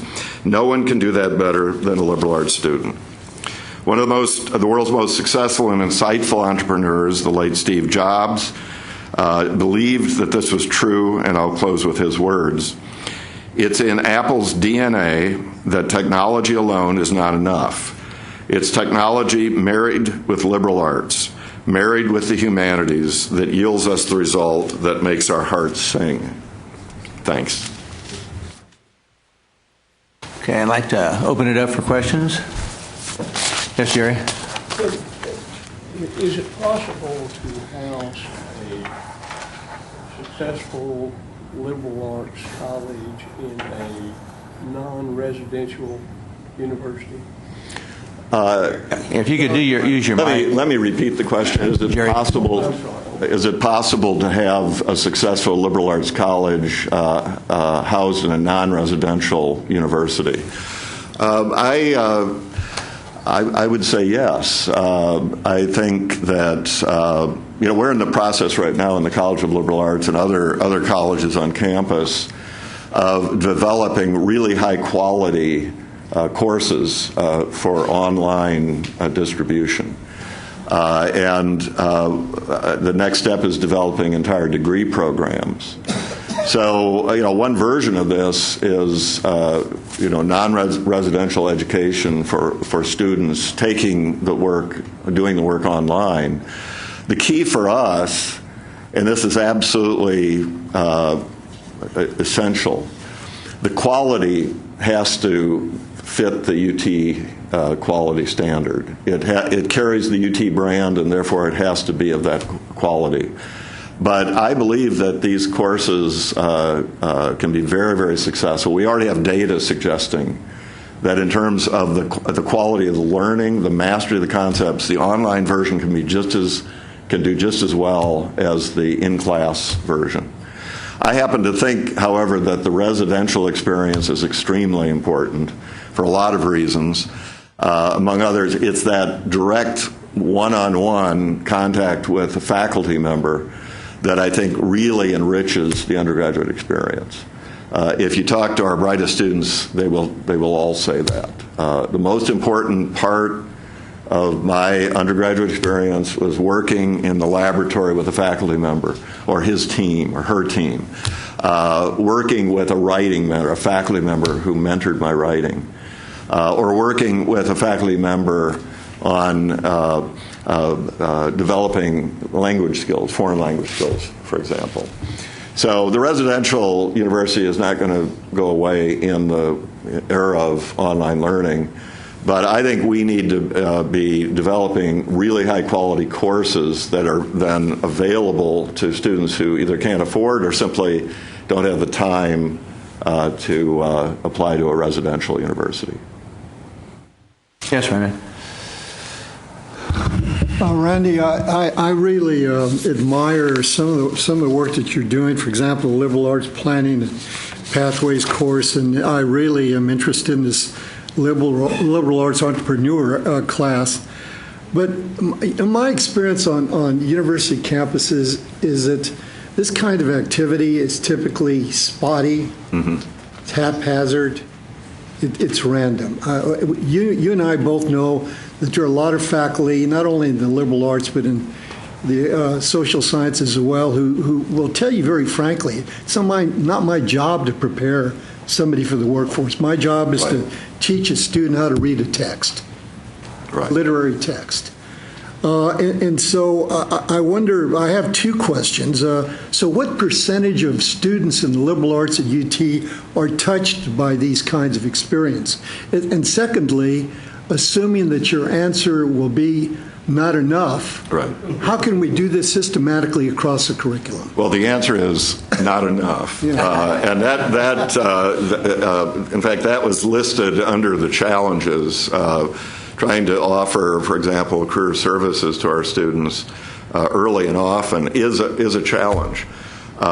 Every student I talk to when they arrive on campus, whether individually or in groups, I will say, you have the experience to get involved in student organizations. We have 1,400 official organizations. Get involved. We find that is not only good in its own right, but it actually is correlated with higher academic performance. Your academics is your first priority, but don't fail to get involved with the professionals in liberal arts career services. They know their business. You should go there within the first couple of weeks and establish a working relationship because you really should be, in addition to getting a great liberal arts education, you should be oriented toward what follows 4 years later. It may be professional school, it may be a job. But we have had difficulty getting students excited about coming over and visiting our career services. So what are we doing to try to improve that? We are going to make Liberal Arts 101, which is in part run by career services. Right now it's optional, it's encouraged, but we're moving toward a model where that'll be mandatory. And then two, one of the actually a number of the recommendations in the task force improving the 4-year graduation rate had to do with improving the advising, the academic advising. And we're doing that. We've been doing it in liberal arts for some time. The whole campus is, I think, now doing that. But an important part of advising is going to be directing students to career services. The advisors generally that's not their professional turf, but people in career services, again, they know their business. But it has been a challenge, frankly. And I think what we really have to do is put a little bit more, make some things mandatory and just provide stronger encouragement. And maybe get their parents involved. Yeah, and in some ways you could argue that the ethos of the liberal arts is anti-job preparation. And I'm reminded of the famous anecdote, I guess it was at Oxford, when Oxford and Cambridge started developing professional schools, and one of the old dons said that the campus was being taken over by tradesmen. Well, still some of that. I think there is some of that, frankly. Academics are, I know there are a number of lapsed academics or actual academics are kind of strange in this way. I know mathematicians, pure mathematicians, who get very upset if their mathematical work ever finds a practical use. I know people in the government department, you'll recognize this, Mark, who say, I'm not interested in applied issues in political science. I'm not interested in how we improve governance. Or the political system. I'm interested in something called sort of basic research. I think this is nonsense. My work is basic research on the ear and the brain, how we decode the first layers of spoken language. But I'm delighted when my work has an application in developing strategies for speech perception in the hearing impaired, for example, or kids with language disabilities. Most of my colleagues, I have to say, in the psychology department, love practical application as a kind of test bed for their theory and their basic research. But this is an attitude. I do think it's waning. Certainly it's waning in the College of Liberal Arts. A couple of points in that I think support that. Our economics department, a year and a half ago, more or less at my suggestion, developed a residential, what's called an Option 3 master's program. This is separate from their regular PhD track. It's not constrained by the same tuition rules. It is meant in part to be a revenue source for economics, and it is. But it really is meant to augment, in addition to generating revenue, it's meant to augment the kind of theoretical basic research program of the economics department and provide something of real practical use for students, whether they're UT students or not. We, even before that, launched another Option 3 master's program that we've just now accepted. The second class has just joined us.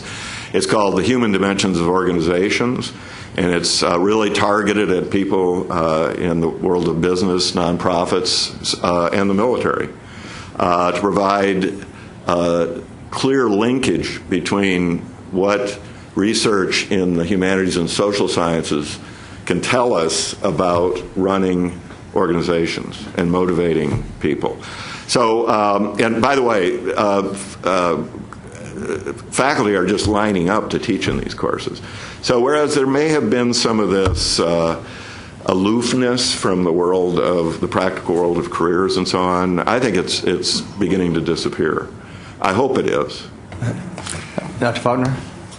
I'd like to follow that up, actually, and I'd like to say some things that may synthesize sort of between these two presentations we've had, which I'd like to express thanks for. I think Mark made a pretty strong critique of faculty culture. You called it a religion. I'm very familiar with it too, but it's. I think it has done a lot of things very well, and I think Mark, as you have elaborated a list of things that are important skills for students to command in order to augment or to enhance their ability to be employed. It's also important for them to know something when they come out of school. I'm a chemist. It's not enough for them just to master Office and to have critical thinking ability. They actually have to know some chemistry if they're going to be employed. And that's true in many specialized areas, of course, of the undergraduate world, but it's also true that everybody has to have an intellectual framework, and that has to be constructed in the course of an undergraduate education somehow. The faculty, I think, are actually good at that for the most part. I think the real weakness of faculty culture is that all of the people we hire as faculty members were great students. And were students who wanted to push themselves to the highest level of scholastic achievement. So they think naturally, almost unconsciously, about the goal of education being what they did. Whereas the fact is that most students don't do what they did, and they're insufficiently attuned to preparing those students for students who aren't going on to PhD programs or other postgraduate kinds of experiences.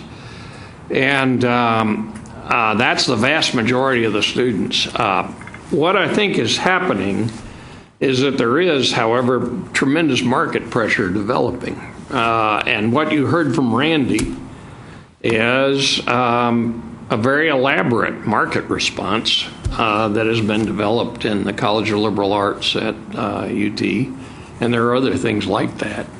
I am pretty confident that we can use market devices to make improvements.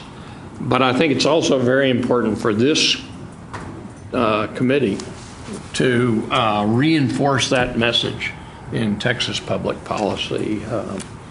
But I don't think we have to throw out the entire culture. I think we do need to put mechanisms in that put a drive toward doing a better job, a more professional job, a more complete job, a more assured job, that students are going to come out with the specific kinds of market oriented skills that they really need.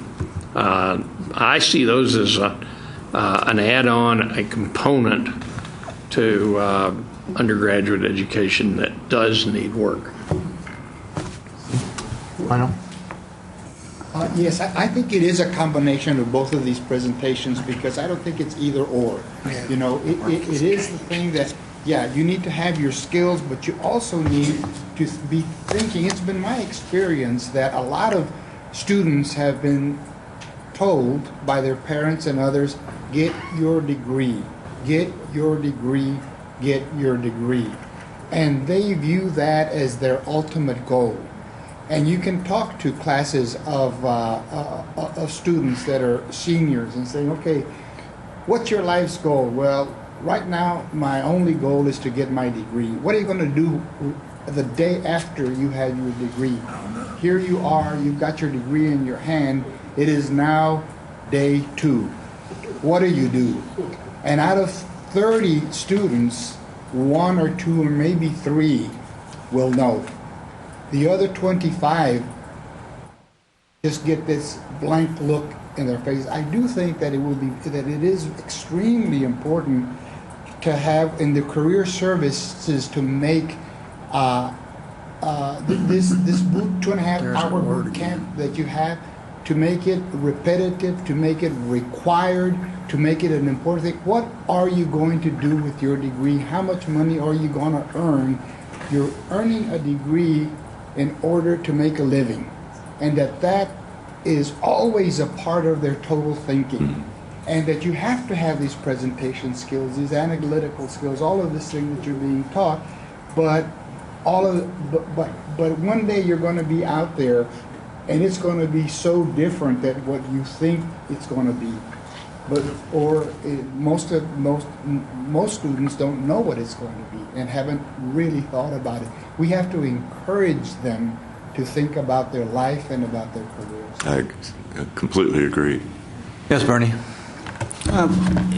We've got these folks on the payroll in academia called academic advisors, career counselors, in my generation, guidance counselors, all that kind of stuff. Well, how are they scored in terms of performance metrics? How are they scored? Well, let me give you first a kind of generic or more global answer. I'm a numbers guy myself. I was actually a math minor as an undergraduate and as a graduate student. And my area of psychology is very quantitative. So when I became dean, I insisted that we have good quantitative information about all of our programs and how well we were doing. What are the metrics that should apply? Here's an interesting fact. When I came to the UT campus, we didn't have professional advisors. Faculty played that role, and I have to say, not well. They may have been motivated, but they didn't really know what they were doing in the domain of advising. When we brought in, and we know the time frame over which we professionalized advising, and by every measure of student success went up. The 4-year graduation rate jumped up fairly dramatically over the 4-year period that professional advising was introduced on the UT campus. Were other compensation packages impacted by those results? Individual advisors are definitely, their performance is monitored carefully. If they're not performing, they're eliminated. We We have very high performance standards in the College of Liberal Arts. I think we have the best group of advisors How on do you campus. score them? What do you look at when you sit down and you're doing a good job or you're not? Sure. Well, there are a number of things. Advisors typically are assigned to a range of different kinds of students. They range from at-risk students to students who are definitely at the other end of the spectrum. Some of our advisors, frankly, do tend to specialize at the at-risk in the at-risk category, but we look at the metrics of student success. We look at whether the performance of the measures of student success changed after we introduced a new program. So let me give you an example. In 2009, we introduced a program called U-Turn. You get the UT part of this. And U-Turn was meant, and this was several years before the recommendations of the Graduation Rate Task Force were given to the president. U-Turn is about improving first-year retention. When students drop out, it's usually because of weak performance in the first year. And so we tried to address it. First of all, students who were in jeopardy, we gave them the option of joining the U-Turn program. If they agreed to do that, we gave them more intensive academic advising. We gave them a lot of experience with peer mentors. A lot of the issue had to do with lack of confidence. These were, first-generation students, many of them coming in under the top 10% rule, who were bright and motivated but not well prepared, frankly, for college work, at least at UT. And so we did a lot more with the advising. We did not dumb down the curriculum in any way. But as a result of this program, we increased our first-year retention rate by 25%. So those are the kind of metrics we're looking at. And then we look at individual advisor performance across the different student categories, at risk, not at risk, and so on. How well are they doing as a result of the advising that you're giving them? If they're not doing as well as they need to, we try to mentor them. If they still don't perform, we terminate them. But they're not. Yeah, I'm sorry. You're probably going to. I just want to clarify. Yeah. So there's a very specific question here, I think, that you're getting to, and I don't think you've answered it yet. Right. So for example, most performance budgeting systems that schools and states are adopting are about these factory measures: how many students retain, how many students progress, how many students complete. Right. Right. And we do pretty good jobs on measuring that, and you could create different kinds of incentives. It's all about on boards for enhancing the revenue of the institution. Go ahead. But then ultimately, like the state of Florida, the Texas technical colleges are including job outcome measures in the performance budgeting, right? And as you know, the Texas technical colleges, their entire system is driven by how well students do in the labor market. Do they get jobs, and how much do they make? So ultimately, the question in Texas, like other states like Florida, is dealing with whether or not these kinds of measures should be included in performance budgeting systems. Should they be included for the university? Should they be for the regional campuses, for the community colleges, or down to the level of which you're talking about? If you are doing career counseling, what are the metrics that we are holding you accountable for at that level? If you're doing career counseling, how many of your students found jobs, and at what wages? I agree. I didn't answer the question at the level of what happens, what's the success rate after graduation. Let me break this down into two components. One of the first things I did in 2007 when I became dean was to start gathering a lot of data on the success of all of our graduate programs in the College of Liberal Arts. Mainly PhD programs is what we have. And so we looked at time to degree. We looked at the amount of money that was used to support each student. We looked at the percent that left without a degree, that left with a master's even though they intended to get a PhD, that percentage that got a PhD. And then we looked at we started with their first appointment after getting the PhD.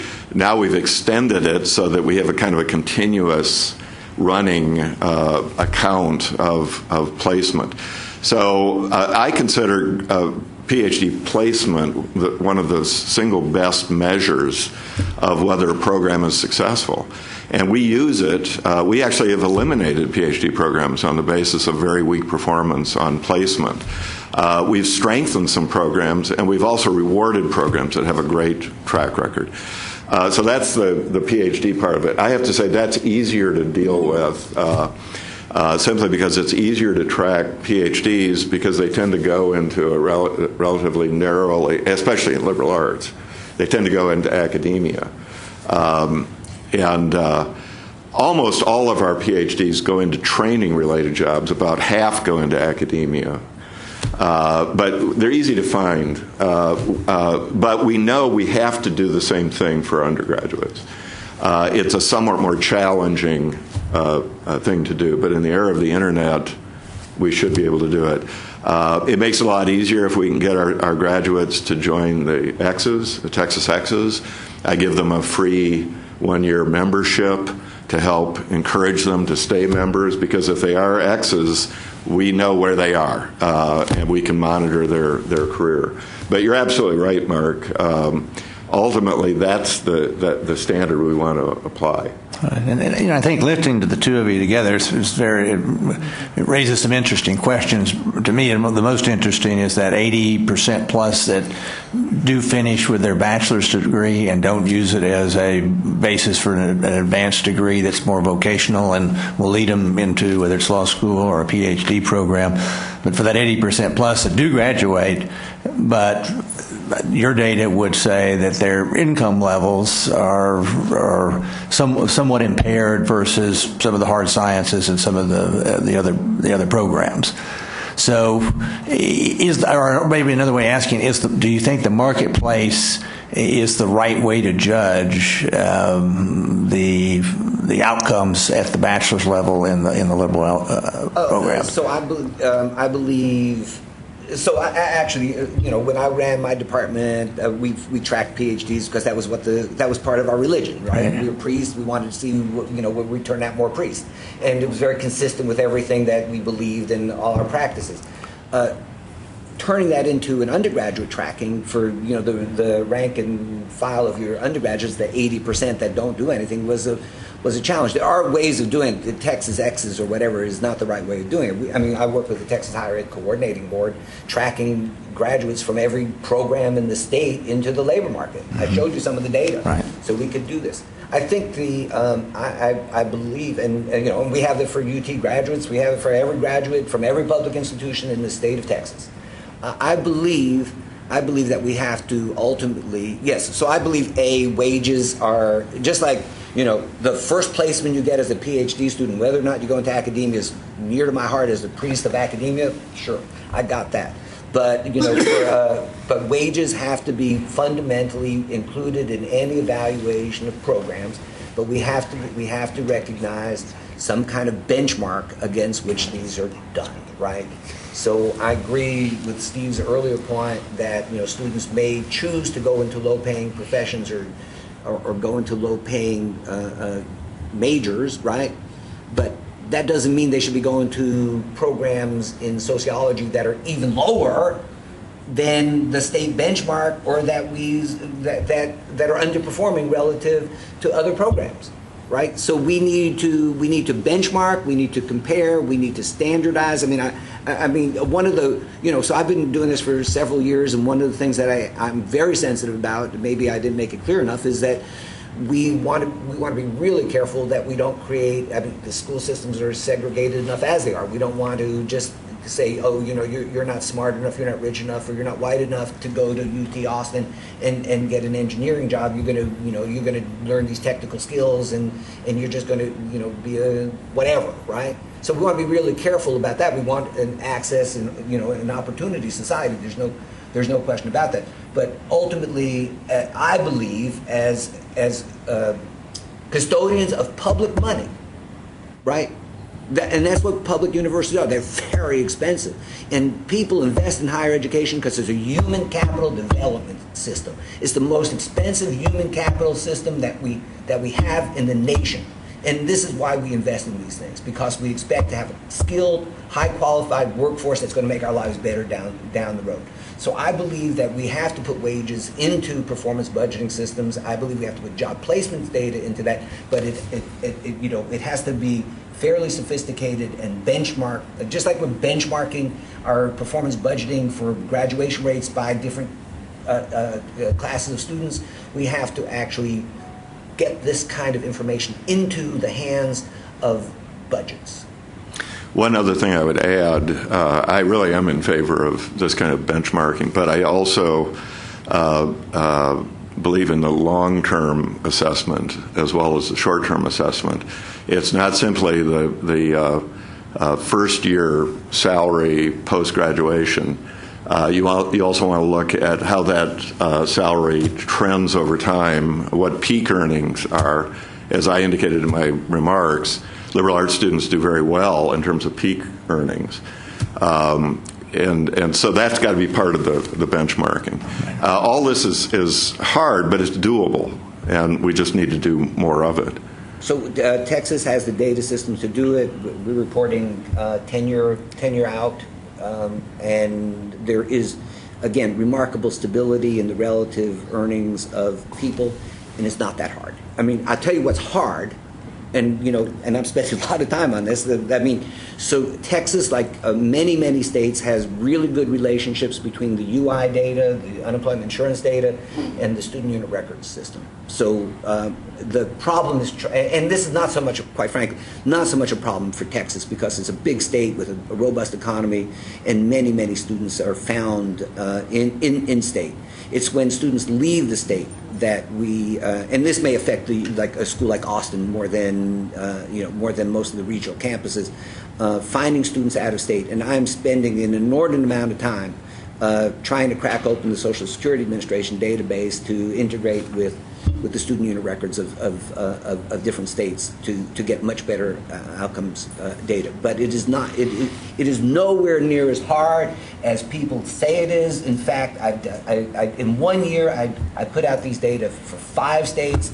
I have 7 state partners, including Texas, and we're going to put out, and I hope to do a deal with Texas for the next round that'll have data for 10 years out for graduates. Can I send all my graduate names to you? We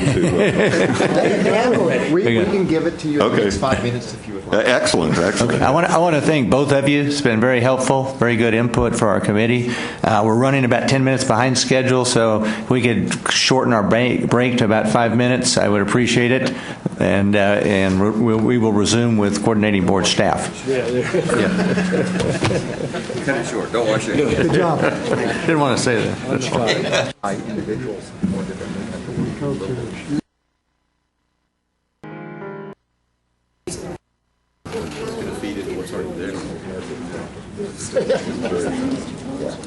I'll be in touch. Good job, man. Thank you. Appreciate it.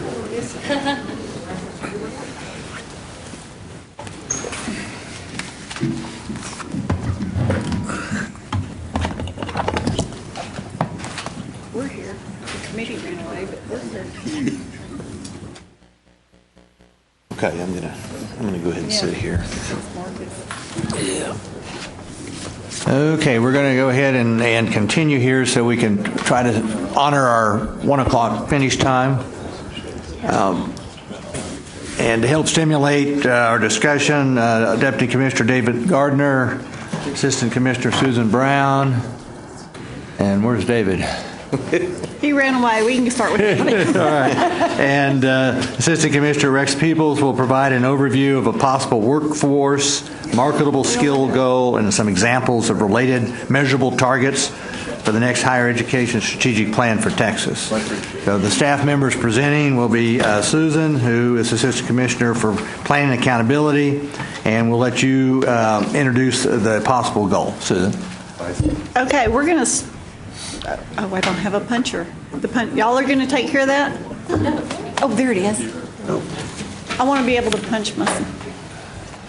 All right, thank you very much. We're going to start talking about the workforce goals and marketable skills. And this is just some of the headlines that you've probably heard recently about, critical thinking and problem solving. I'm not sure we can add anything else given the discussion we just had. And so these are just some of the things that we pulled on why this is really an important thing. This is the goal that we've been talking about, and Mr. Hunt mentioned it earlier.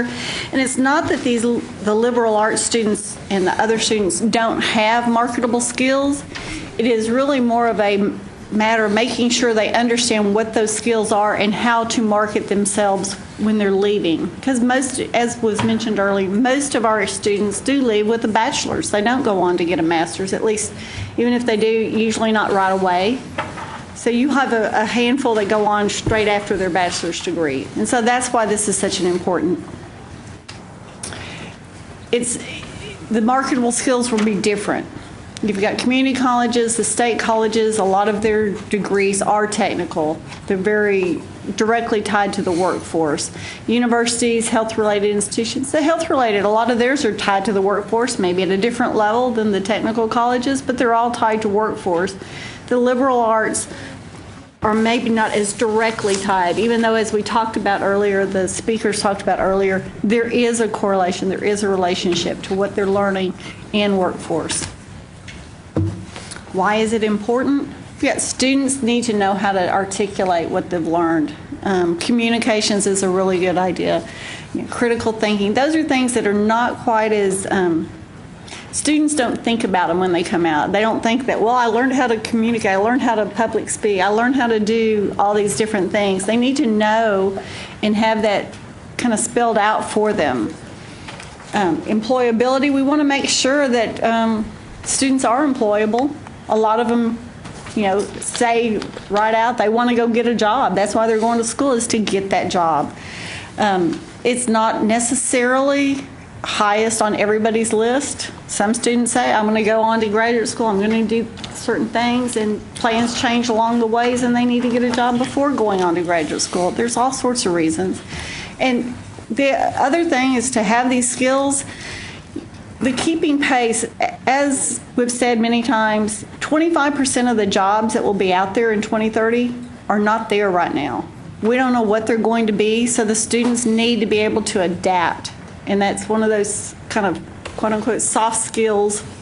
You have to be able to adapt and relearn and to learn a new skill and new things as they come forward. And that's what we're hearing a lot from industry and that sort of thing.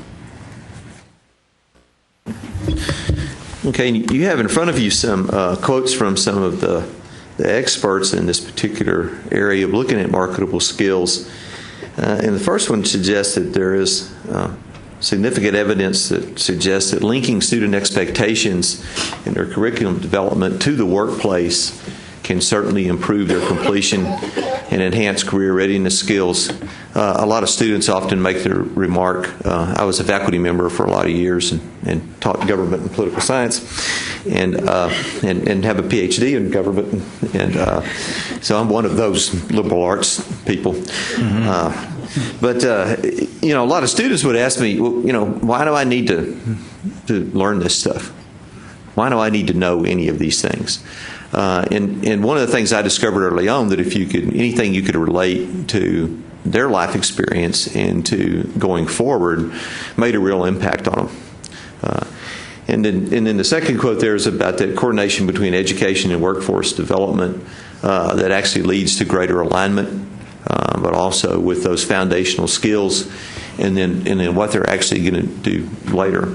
A lot of students really don't realize how important it is to learn how to write, regardless of what they're going to do later, because it increases not only their ability to comprehend material later, but it also increases their communication skills and those kinds of things. And I think the last quote is also particularly telling, and don't abandon education in the interest of training.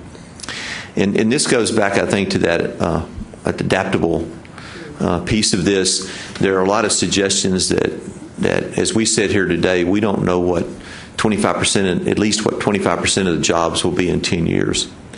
And so part of the educational experience itself is being able to teach students the skills that they need, the knowledge that they need to adapt to that later on and give them the proper foundation for it.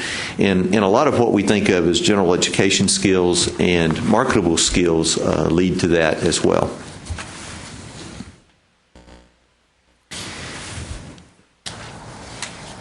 So there is this collaboration already exists between employers and institutions to try to ensure alignment of both these kinds of general competencies, but also the labor market needs that they have.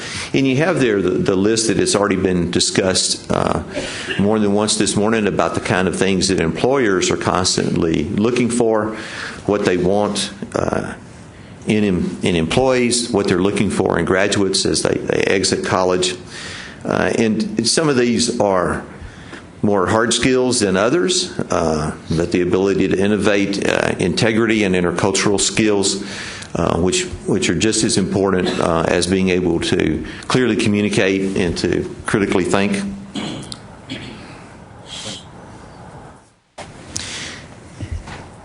There's also been increasing focus on this, and this was also discussed earlier by our two speakers about the focus on skills attainment and application.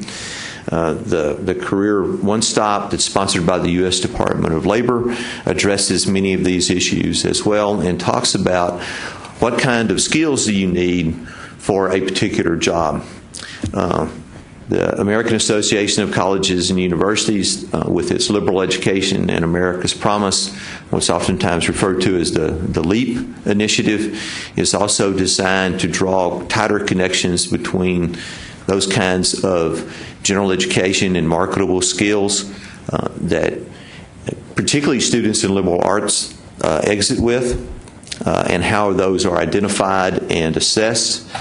Digital literacy is also becoming much more important, and that goes to some of the specific skills mentioned this morning about how do you do Microsoft Office, and how do you navigate a database, and how do you navigate a spreadsheet, and how do you, but more importantly, how do you look at information, determine its source, the validity and the reliability of those sources, and then how do you integrate that information and process it, and distill it, and make sense out of it for others. The Learning Outcomes Assessment projects that have been sponsored by Lumina also not only looks at specific subject matter outcomes for particular courses and programs, but also looks at more general or marketable outcomes as well. The Council for Adult and Experiential Learning has looked at these kind of issues for a number of years, and they almost do it to some extent in reverse, if you will, as they look at the kind of experience that you've had and how do you then translate that into college credit. But at the same time, there's a lot of lessons to be learned about how do you then take college credit and translate that into those kinds of marketable skills. Lastly, work colleges have been around for some time, and there are a number of them out there that really make an effort to completely integrate both education with work. And it's not as though this kind of work is not already underway and being taken up in a variety of different directions. The Southern Association of Accrediting Colleges and Schools Commission on Colleges requires every institution to identify general education competencies and the degree to which students attain those competencies. And that has become more and more focused on in general, along with their focus on institutional effectiveness. But one of the things they do look at is this notion of, regardless of your major, what kind of skills and knowledge are you exiting with that everyone is expected to know and to learn. The Texas core curriculum follows up on that same theme of what are those kinds of basic skills and knowledge that every student ought to know, regardless of what their major and regardless of whether it's an associate's degree or a bachelor's degree. And the core curriculum now focuses on 6 core objectives that that deal with some of those things we've been talking about this morning as communication skills and critical thinking, but also looks at things like social responsibility and personal responsibility as well. Because one of the things that employers will tell you is that some of those, I don't know how to refer to this, so some of those real soft skills of interaction with other employees, and do you show up on time for work, and what we would think of as work ethic questions have arisen as well. And so the core curriculum, which in its new revised version went into effect in this fall of 2014, tries to address some of those issues at a very basic level. The Academic Course Guide Manual and Workforce Education Course Manuals, which are inventories of courses available at the lower division level and particularly to community colleges. The WECM has long since tried to identify student learning outcomes for courses, and the ACGM has been moving in that direction of also identifying learning outcomes for courses. The Texas State Technical College System and the Texas Workforce Commission have collaborated on looking at what are called detailed work activities, where they have tried to specify the specific kinds of skills that students need to perform particular jobs. We also have competency-based degree programs. The coordinating board has sponsored or is sponsoring a couple of these across the state, and there are other colleges that are dealing with competency-based programs, and the competency-based programs don't exclusively look at the kind of specific subject matter content knowledge that one needs to know to be a chemist, for example, but also looks at the marketable skills and the general competencies that students would need to know regardless of what they're going to major in.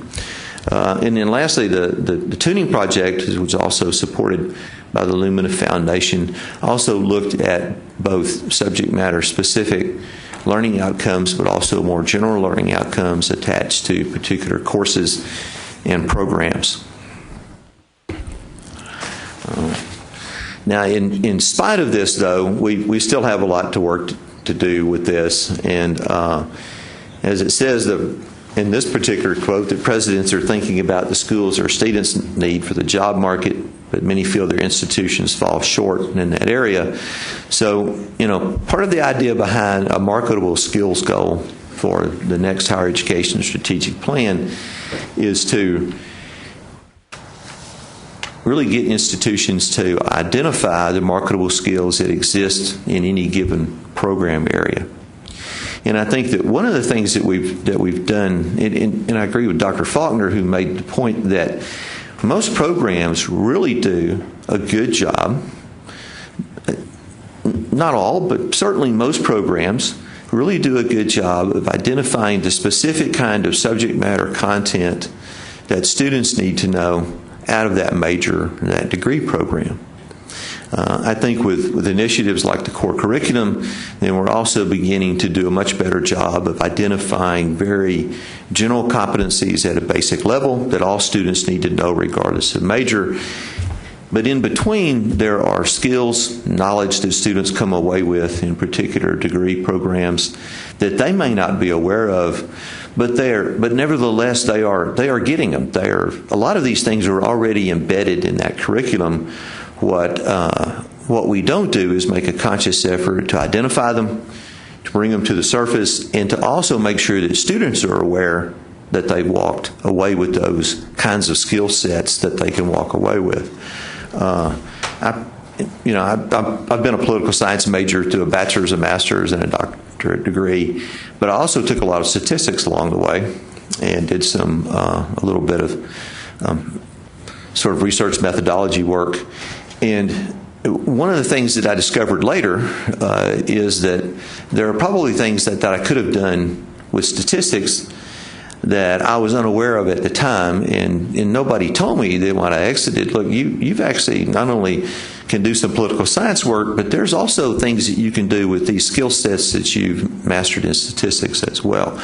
And so part of it is just increasing that awareness, and the goal is really aimed at encouraging and helping institutions to identify what those skills are and to make them aware of what they are, and more importantly, to make students aware of what they are so that they can then go out and tell employers, this is what I've got. I just say add one thing about related to that, the tuning project, because everyone here may not be familiar with that. But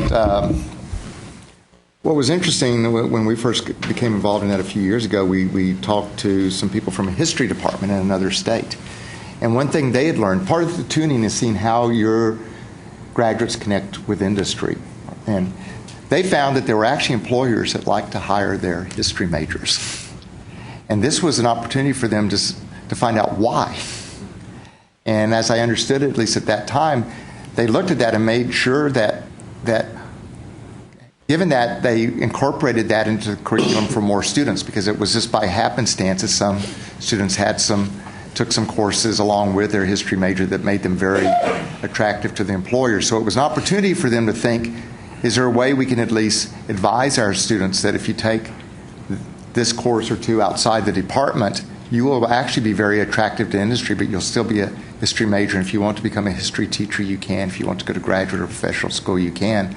But they saw that as an opportunity, and it had never occurred to them before. And so there's a way that contact with industry, whatever your field is, can help and inform you, and you still have the option as a department and as a faculty, do you want to use that information or not? So the faculty still are the controlling factor in who they're producing and what they want them to be able to know and be able to do. And I'd like to ask, and maybe Mark's the right one to answer this, and this what I see is an increasingly globally competitive world where we're making, as you pointed out, this huge investment in human capital development.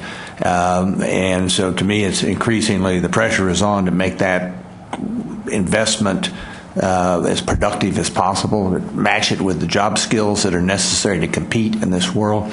It's better than what we've done before.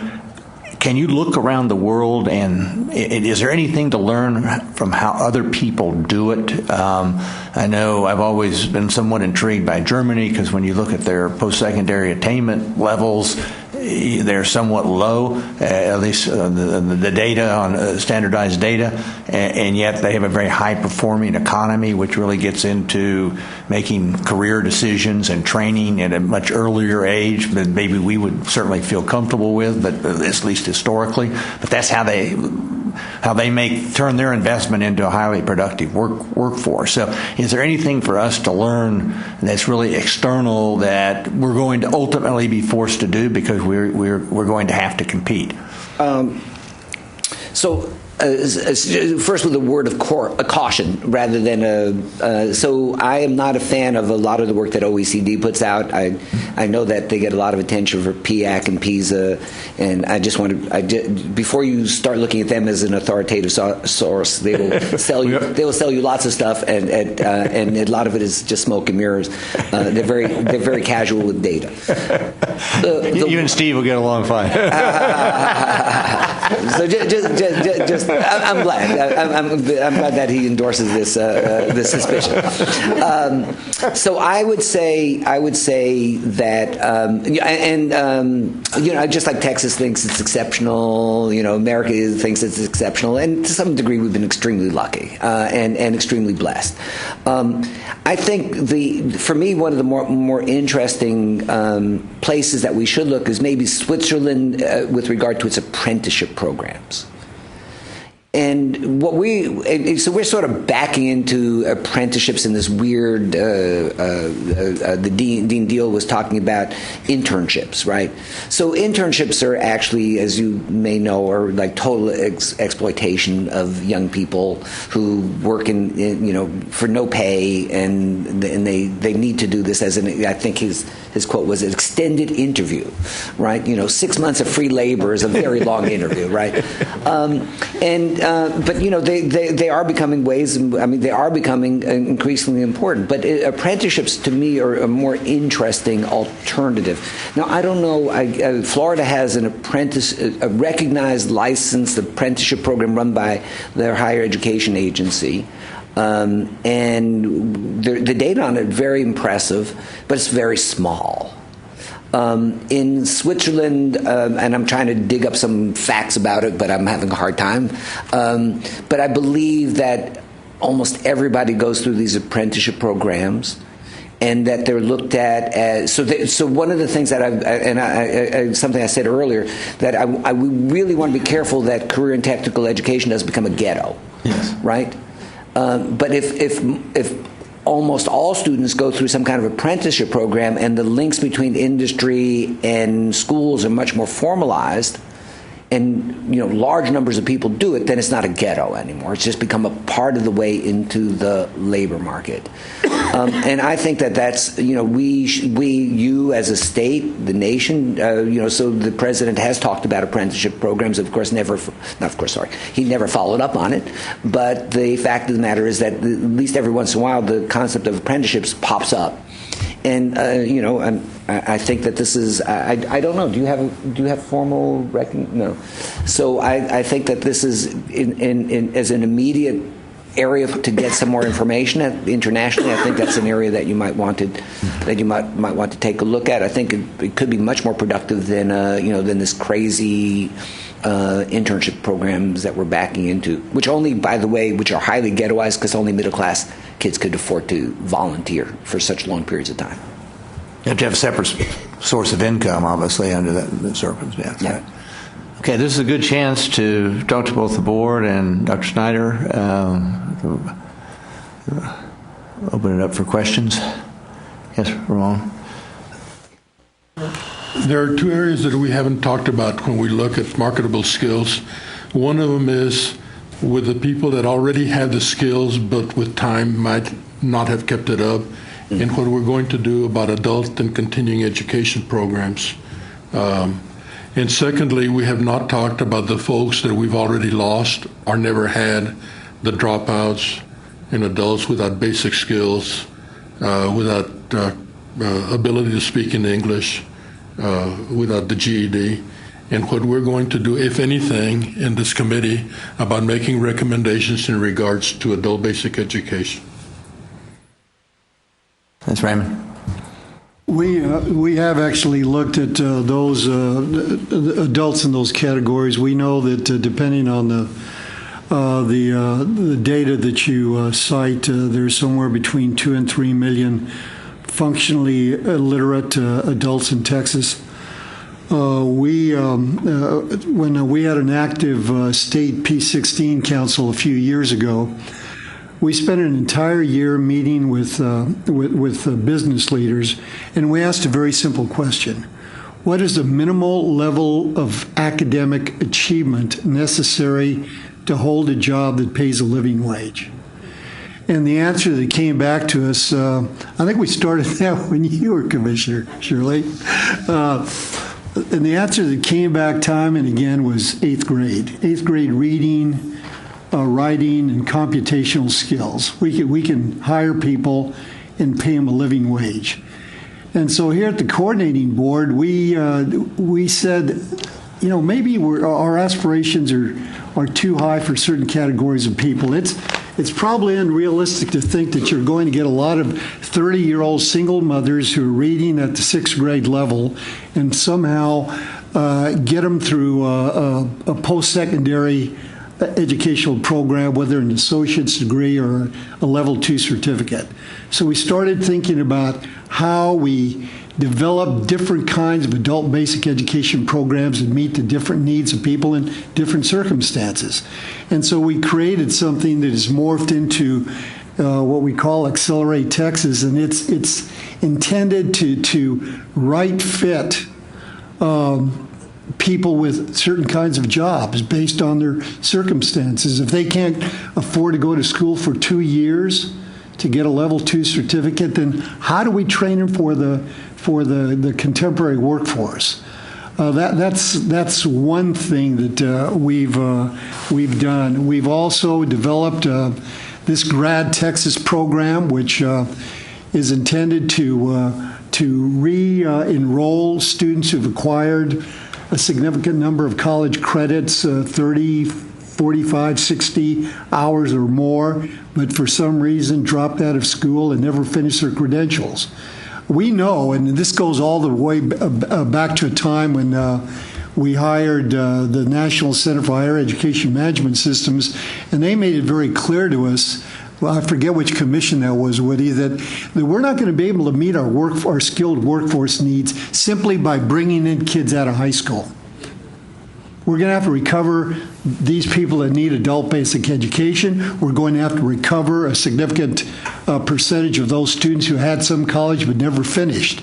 So we're going to need a comprehensive strategy that targets all those groups, including the several you just mentioned.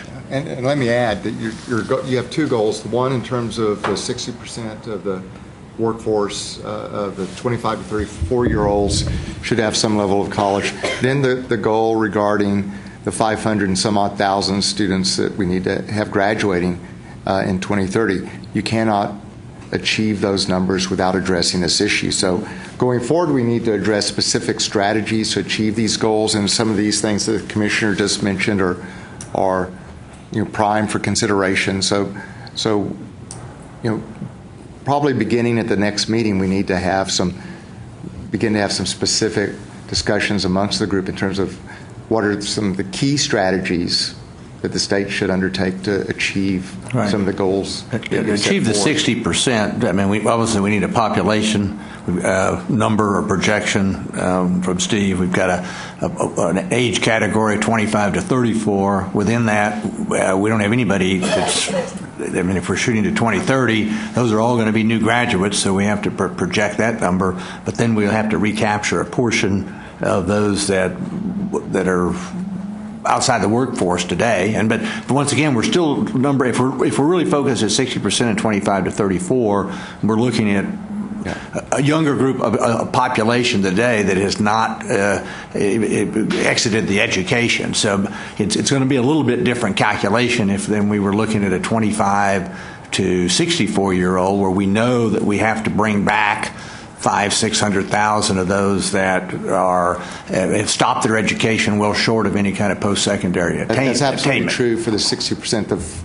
The goal for the 500,000+, at least at this point, you haven't put an age range in there. And so even actually, I spoke briefly with the dean so those are really two different, what you're saying is 60% at 25 to 34-year-old and 550,000 are graduates are not necessarily. They're not mutually exclusive, but in the 550 would be actually some graduates that are outside that age category. We have thousands of students in Texas. Spoke briefly with the dean. They're trying to get back students that have left UT and haven't finished.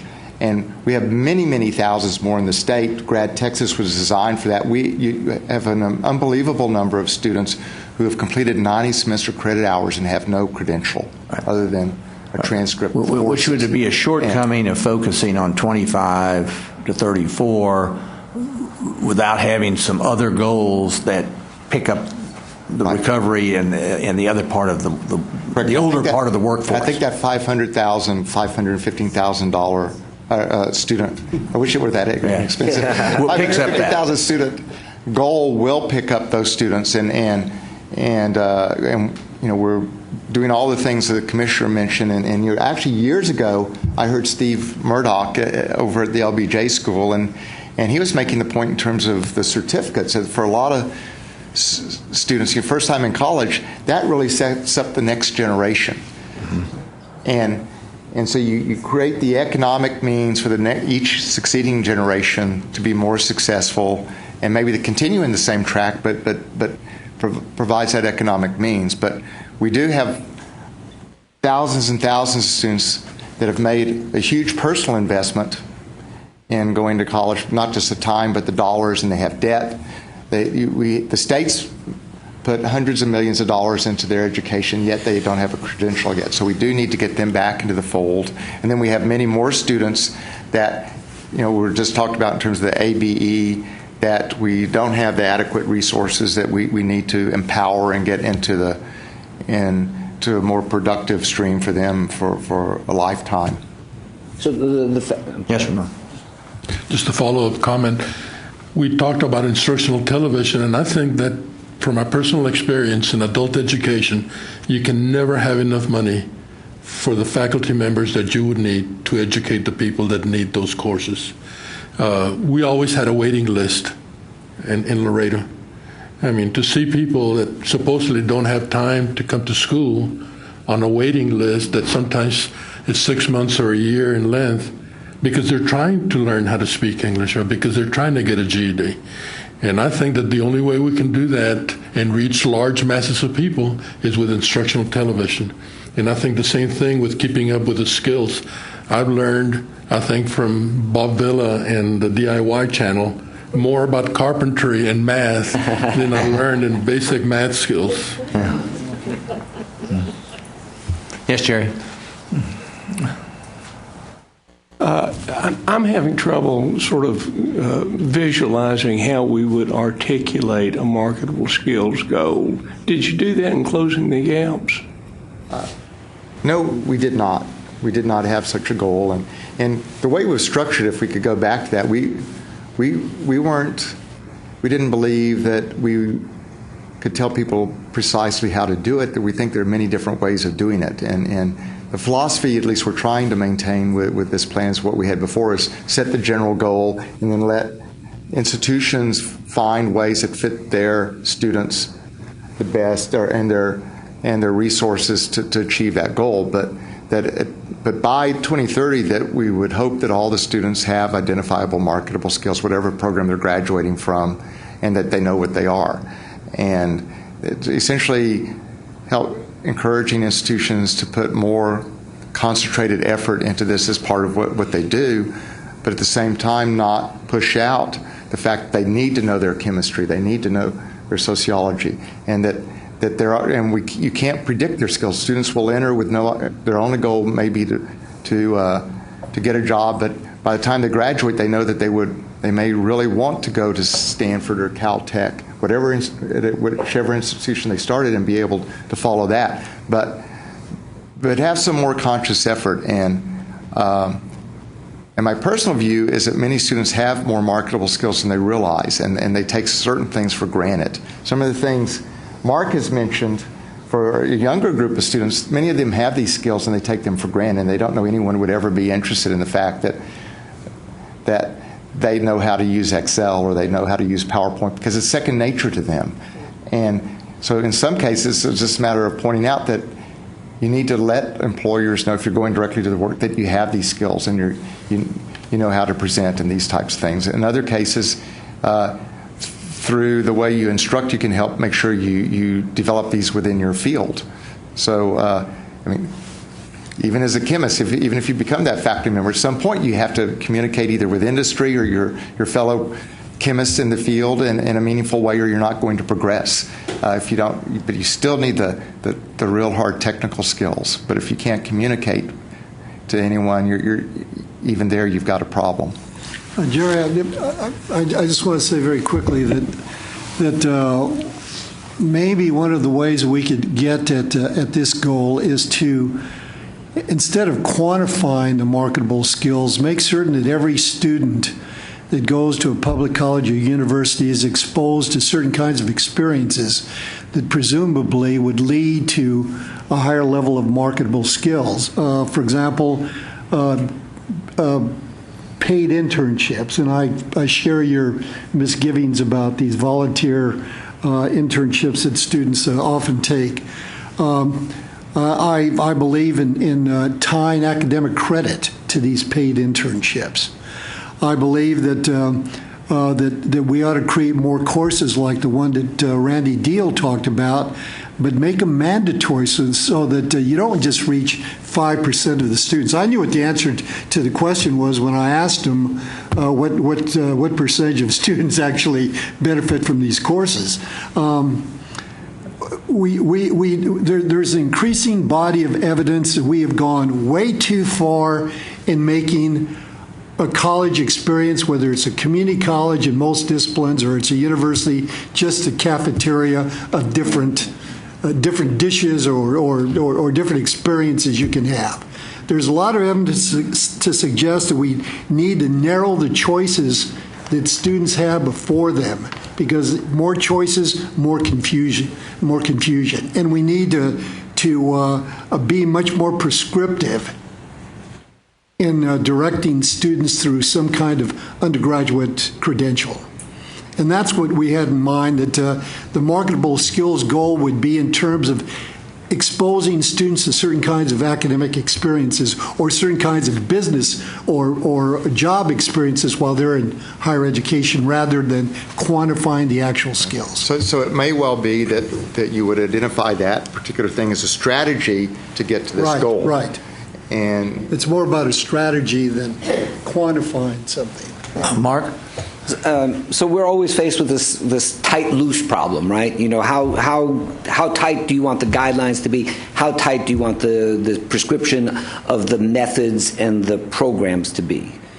And I mean, we face this all the time, right? You know, so we have a goal, and then the question is, you know, what are the sub bullets underneath that, and how tight are the sub bullets underneath it, right? You must do this, you must do that, and to the extent to which you get very tight regulations or recommending tight regulations, you get more pushback, and you actually may be restricting innovation or inventiveness. So I'll come back to a theme I mentioned earlier. I mean, to what extent is the right thing to do to get there is to say with identifiable marketable skills measured by job placement and earnings that are benchmarked so that they are, you know, that they're comparable across like institutions or like students, and then you don't get in the business of saying you must have liberal arts 101 or paid internships or anything like that. You just put the money on the table, the incentive on the table, and you say, you know, you have to improve this outcome. And you get rewarded if you do it, and you get punished if you don't do it. And we're not going to tell you what these are or how to get there. You have a lot of public institutions, you know, and this is a huge state with lots of different regional markets and things like that. So you just say we reward the schools that are doing a better job than others. Yeah, and staff still see the potential for having as a target, as a state, not for individual institutions, but as a state, something tied into whether people were employed or not and that type of thing. And so it wouldn't be a point at any particular institution, but we have the data to do that. And actually, I'm encouraged. One side benefit of today's discussion is we are now going to be working with the College of Liberal Arts at UT Austin to help provide them with information on what's happening with their graduates when they leave. We can do that more. We need to be doing, but all of that doesn't have to end up in the plan. But I think you can have strategies that point people in certain directions, and I think some people may, you know, allowing for innovation, find better ways of doing some of this stuff, so long as we end up at this point and provide the opportunity for that. And I think there's still value, in my personal view, that employers know that graduates from this institution bring certain unique things to the table, and from another institution, other unique things to the table, despite the degree looks to be the same, but they have certain things they do at Brownsville that may be different from Pan American that are attractive in their own ways, even though the degree label is the same, but they're getting to marketable skills. I think there's still a value in having that in higher ed. Yeah, I would support an accountability provision in this particular point that we're dealing with of the type that Mark outlined. I think a broad-scale accountability measure is the right way to go. I think it would be also appropriate for us to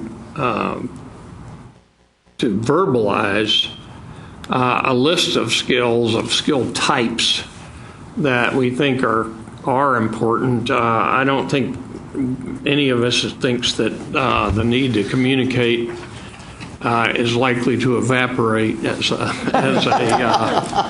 a need in the future. And there are others that we could put into a reasonable list.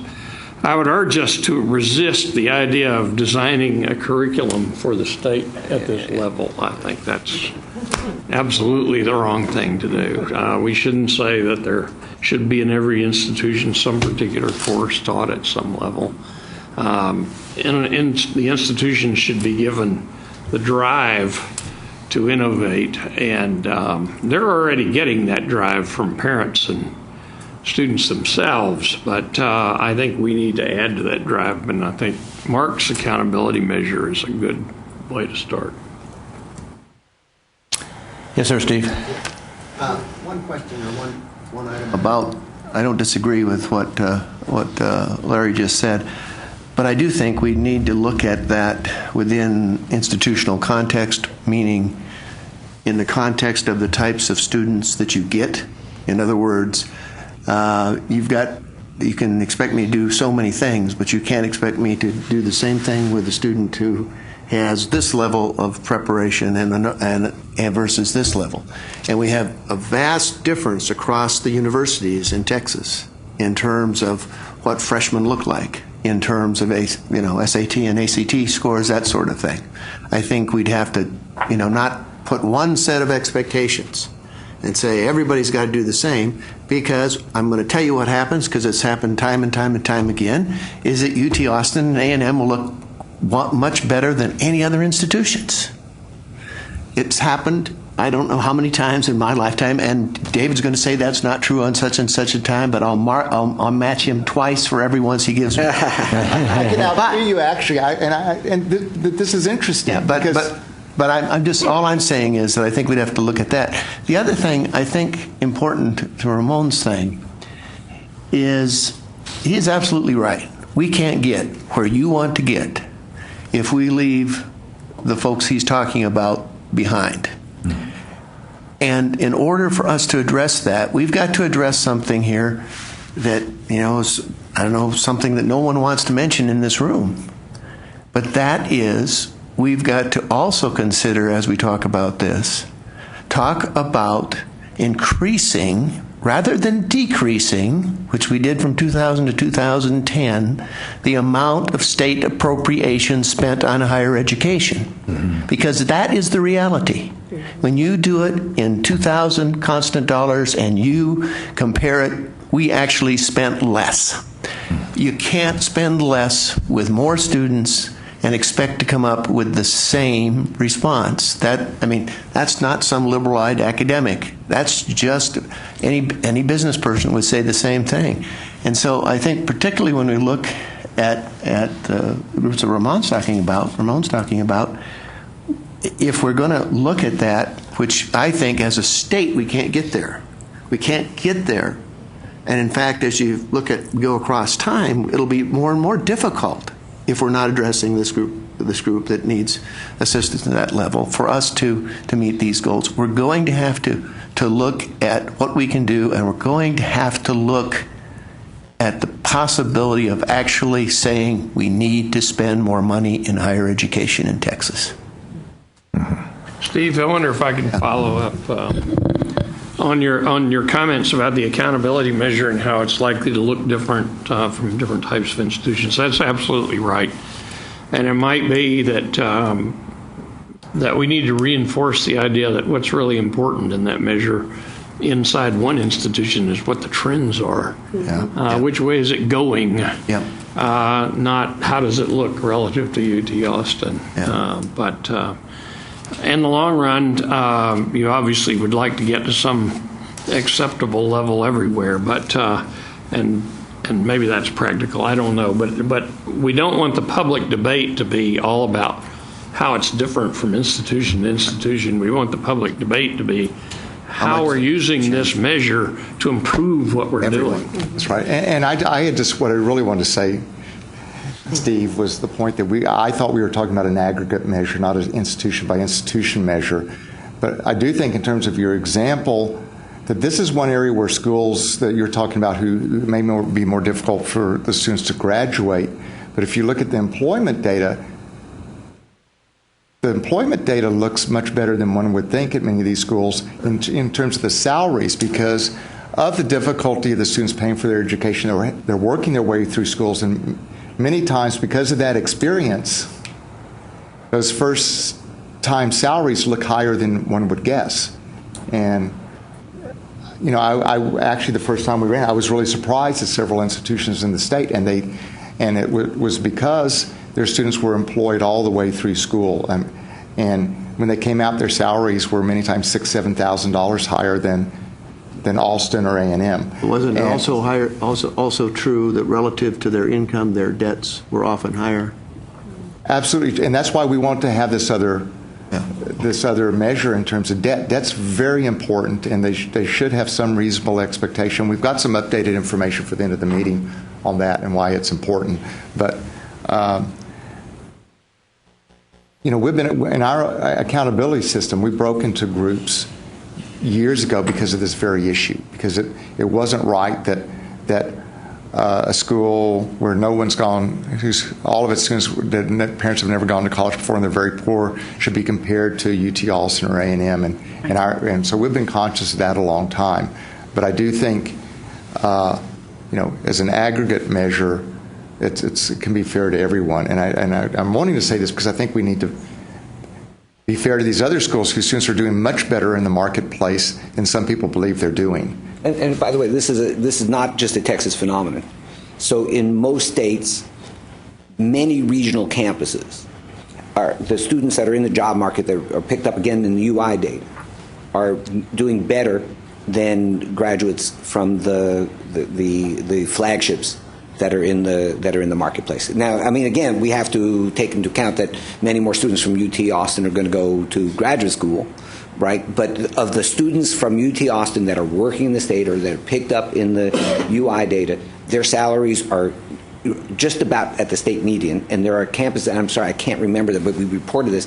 I can't remember which ones, but there are many regional campuses that are doing far better.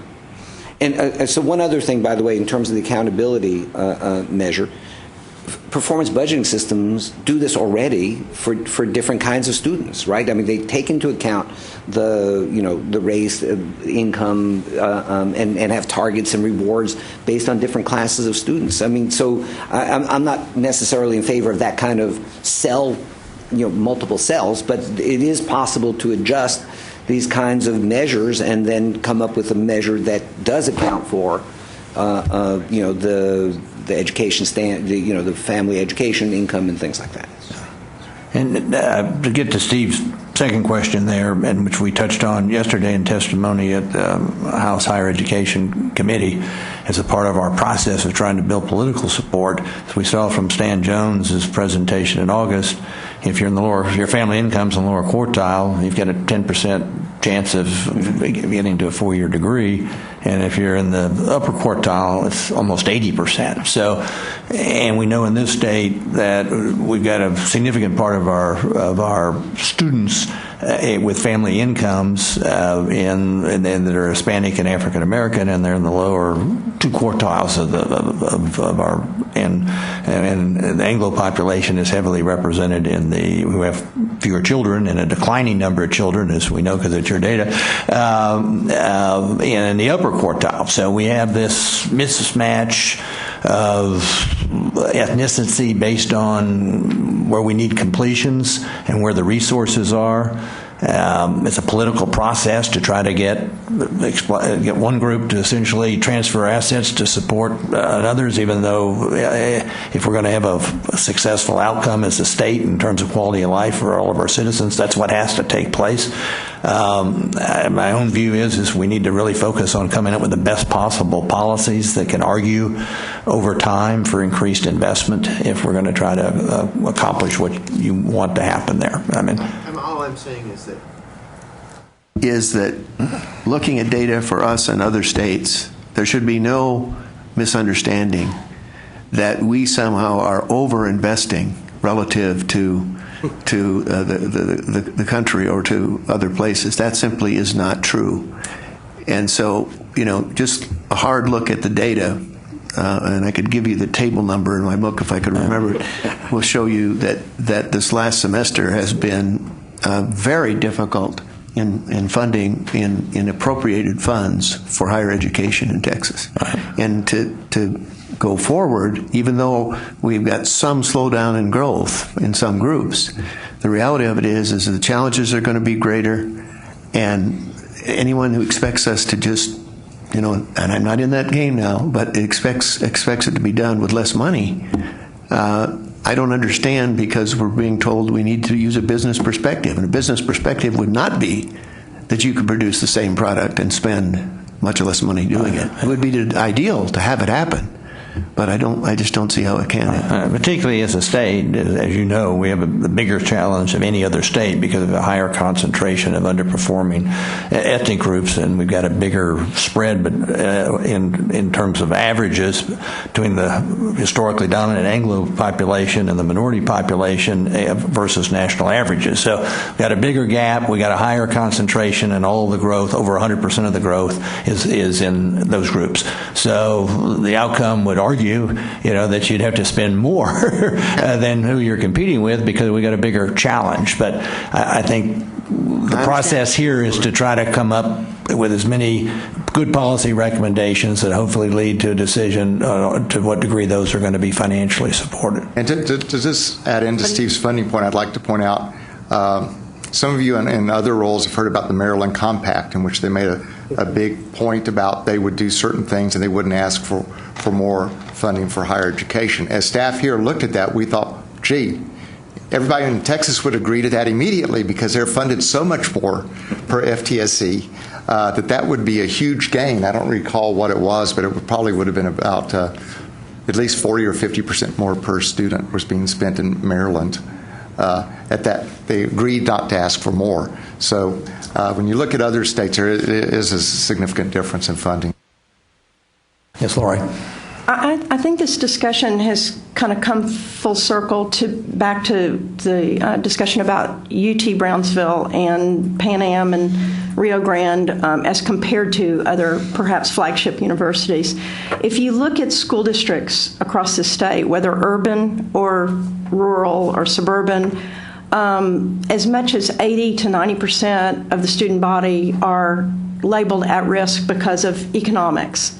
Not just their ethnicity, but more importantly, on every measure, it's about they are on free and reduced lunch.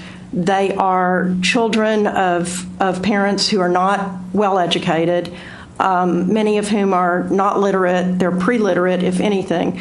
So when we think about measuring marketable skills, I would submit that looking at whether it's the Valley, where the majority of those students are first-time students in college, they are children of parents who probably are not from this country.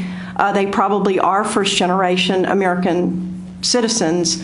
I would think that one measure would be to look at those students who typically stay in their communities after graduation and the economic impact of a, McAllen or a Donna or a Edinburgh area, the economic impact measured through their chambers of commerce or through their employers, I would think would be significantly higher than the economic impact of students graduating from flagship universities across the state that then scatter back to their homes or go to graduate school or whatever. So it seems to me that we should not discount the fact that a Pan Am or a Brownsville or Rio Grande or whatever it's called now, and certainly the work of community colleges in those areas throughout the state would have a more significant impact on the economy of those communities than any other students that would graduate from a more prestigious university where the demographics of that university are not first generation, are not poor students for the most part. Well, I don't know the micro data for the Valley, but I can tell you for El Paso, it's very would be similar, a perfect example. and that we're a net exporter once you graduate from high school. Mm-hmm. So when you get to college and more advanced degrees, the percentage just goes up. So we're essentially funneling the labor supply of the other major regions of the state. Sure you so are. we're not having the impact on a local basis of highly trained, marketable, skilled graduates because we do not have the demand on complex jobs within the economy to the extent that we need to have. So that's a challenge for our parts of the state that are different than, say, in Austin, who has a supply issue, but they've got the demand. They're worried about the supply. Part of that supply is being filled by the graduates out of the Valley and out of West Texas. That's right. So, okay, we're going to run behind time if we don't stop and have lunch and then immediately reconvene so we can conclude. Steve, did it was Mark adding that to this goal and measure the job placement and wage? Was he kind of suggesting that, imploring that? I think so. Because I don't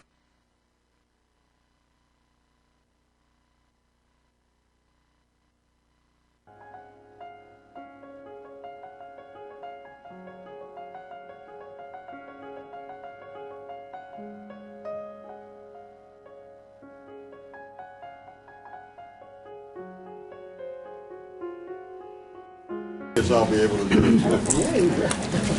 it. Woody, while we're waiting on David, can I just ask one thing? I was trying to get him before he left. Mark mentioned on our goal that we had up there, the marketable skills goal, I thought I heard him say we should consider adding measured by job placement and wage. And I clarified, and he said, yes, I was encouraging you to add that. Right. So just at some point, if staff could make a note of that. Right, and I think that was okay. Dr. Faulkner. It was reinforced that we don't need to micromanage this issue. That we need to lay it out. We need to measure it, and then we need to let our institutions figure out how they deliver a marketable as measured by 1, 3, 5, 10-year outcomes as far as their graduates. David, anything else to say on workforce marketable skills before we move on to the student cost goal? My sense is the committee is comfortable with a goal focusing on marketable skills, and if I'm wrong, it's a good time to let me know. Otherwise, we'll develop some specific targets, and then in the future you can talk more extensively about specific strategies to help get the goal. And remember, the idea is to have a few key strategies for the state, but not to tell people exactly what to do. So with that, I think we can move on. We've got some data related to the debt goal that we think may be helpful. We may not be fully there yet, but we think we're answering some specific questions that the committee raised last time. As everybody might remember, at the August meeting that we had a good bit of discussion around the student cost goal, and I think at that time we had it's just thrown out by 2030 the average undergraduate student loan debt of graduates from Texas public colleges and universities would be no greater than 50% of the average first-year wage for graduates. I think we had a good bit of discussion around that.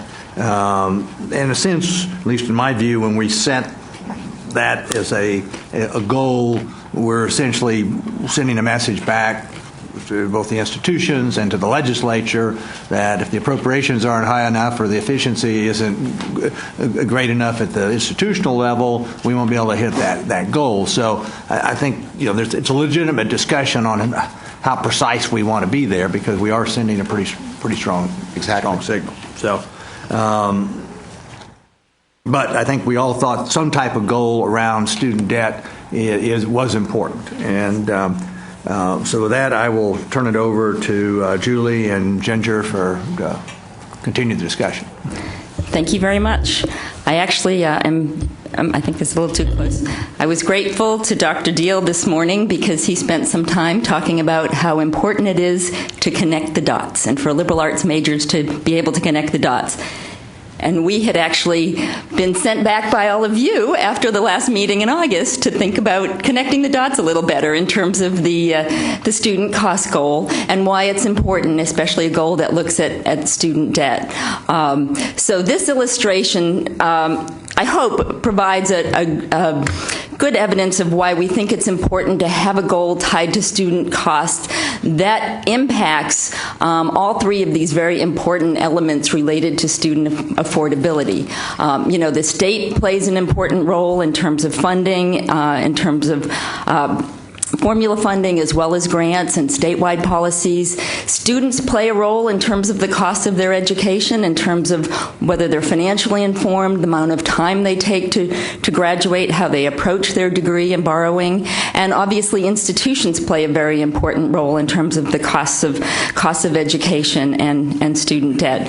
So we again came back to the fact that we thought this was a goal that really would allow us to see what's happening across these three very important areas in terms of college affordability.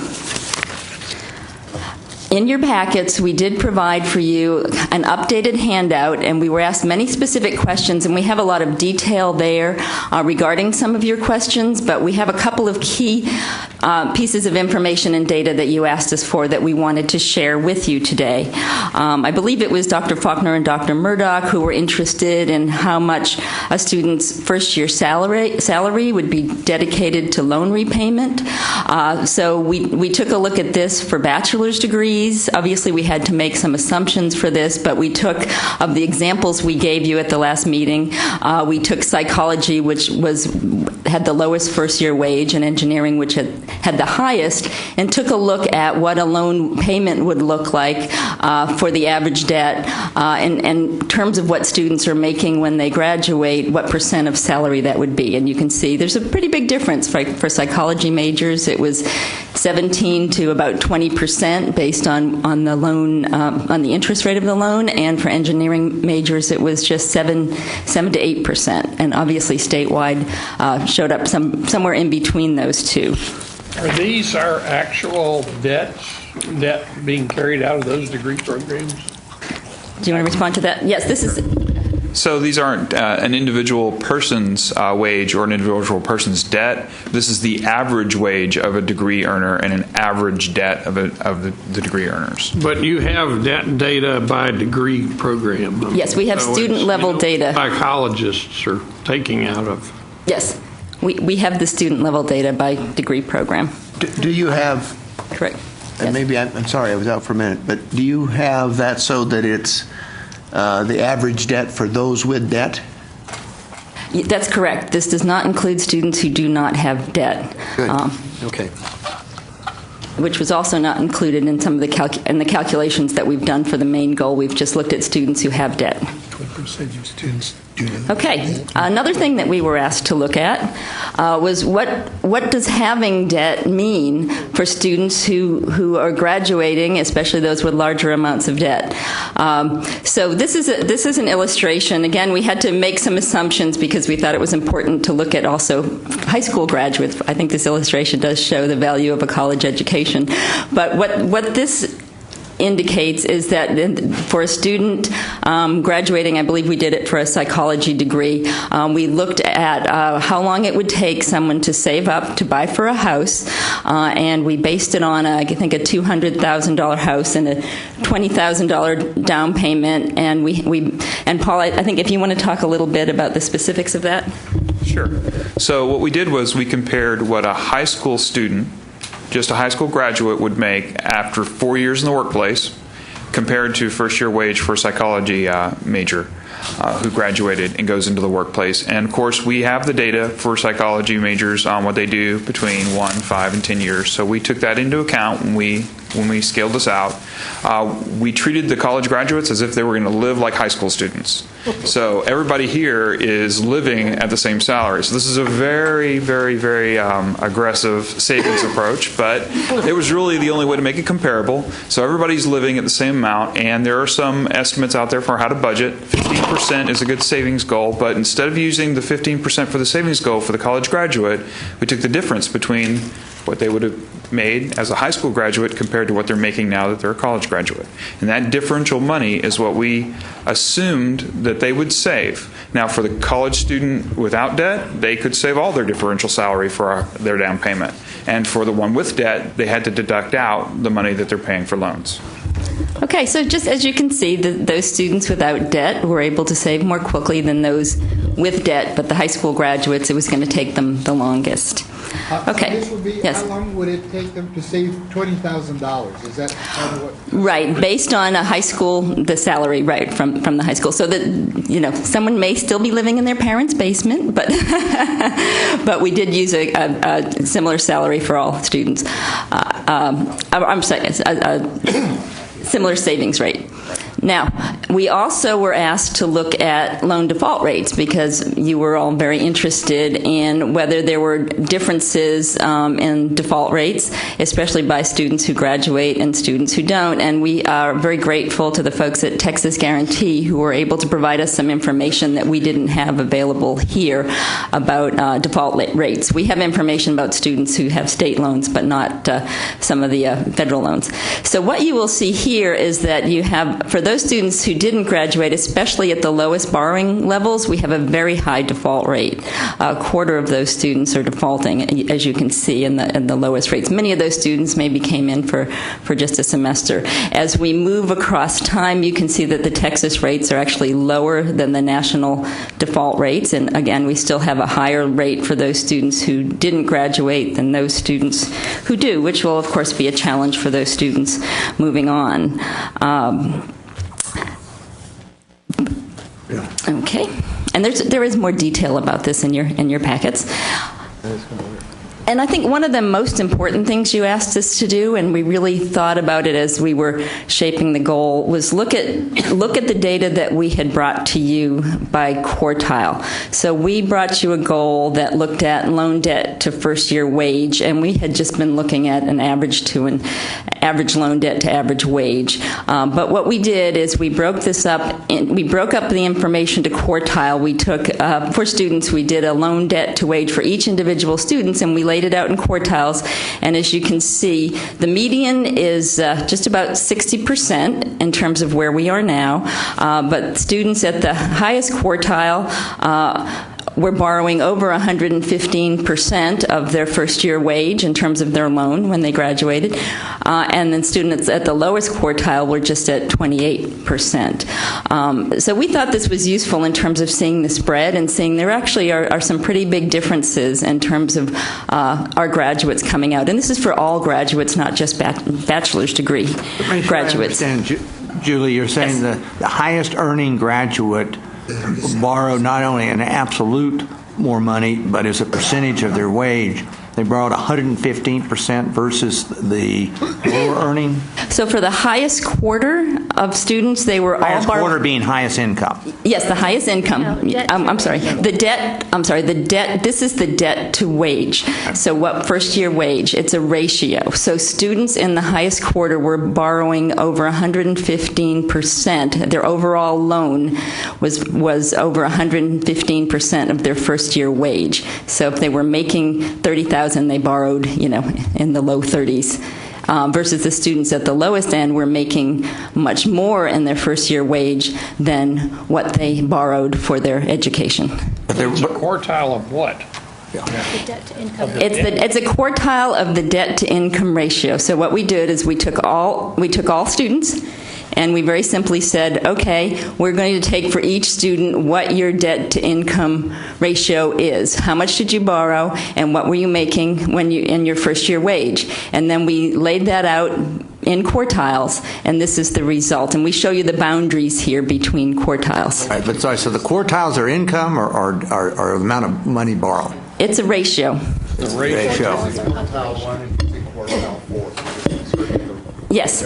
Just to quartiles. So quartile 1 are going to be your students who either borrowed very little, and so even if they have a low wage, their ratio is on the low end, or they may have borrowed a lot, but they are making a very high wage. So 28% of their income in first year is what they actually owe. So it's on the very low end. You can see those students. Just trying to really show us the spread around the median then. Exactly. We're trying to show you the spread because you asked us to take a look at what this meant, the ratio meant in terms of quartiles. So we have some students who are borrowing, quite a bit compared to their wage, and that's why, as we thought about the goal And we looked at data for several years earlier, and we saw that we actually look very similar to this, which is something that we talked about before. So we talked about the fact that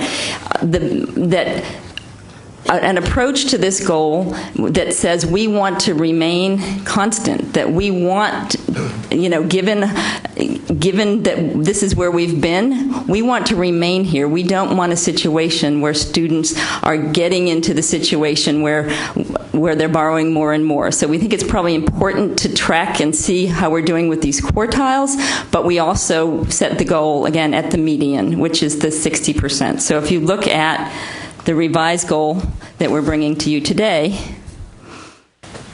it is for this ratio to remain at a median of 60%. So this is slightly different than the 50% goal that we brought to you, that looked at the averages and said we wanted to reduce to 50%. The more we looked at the data, the fact that a lot of things have remained constant, we compared to other states, we looked at information about students paying back their loans and all of that.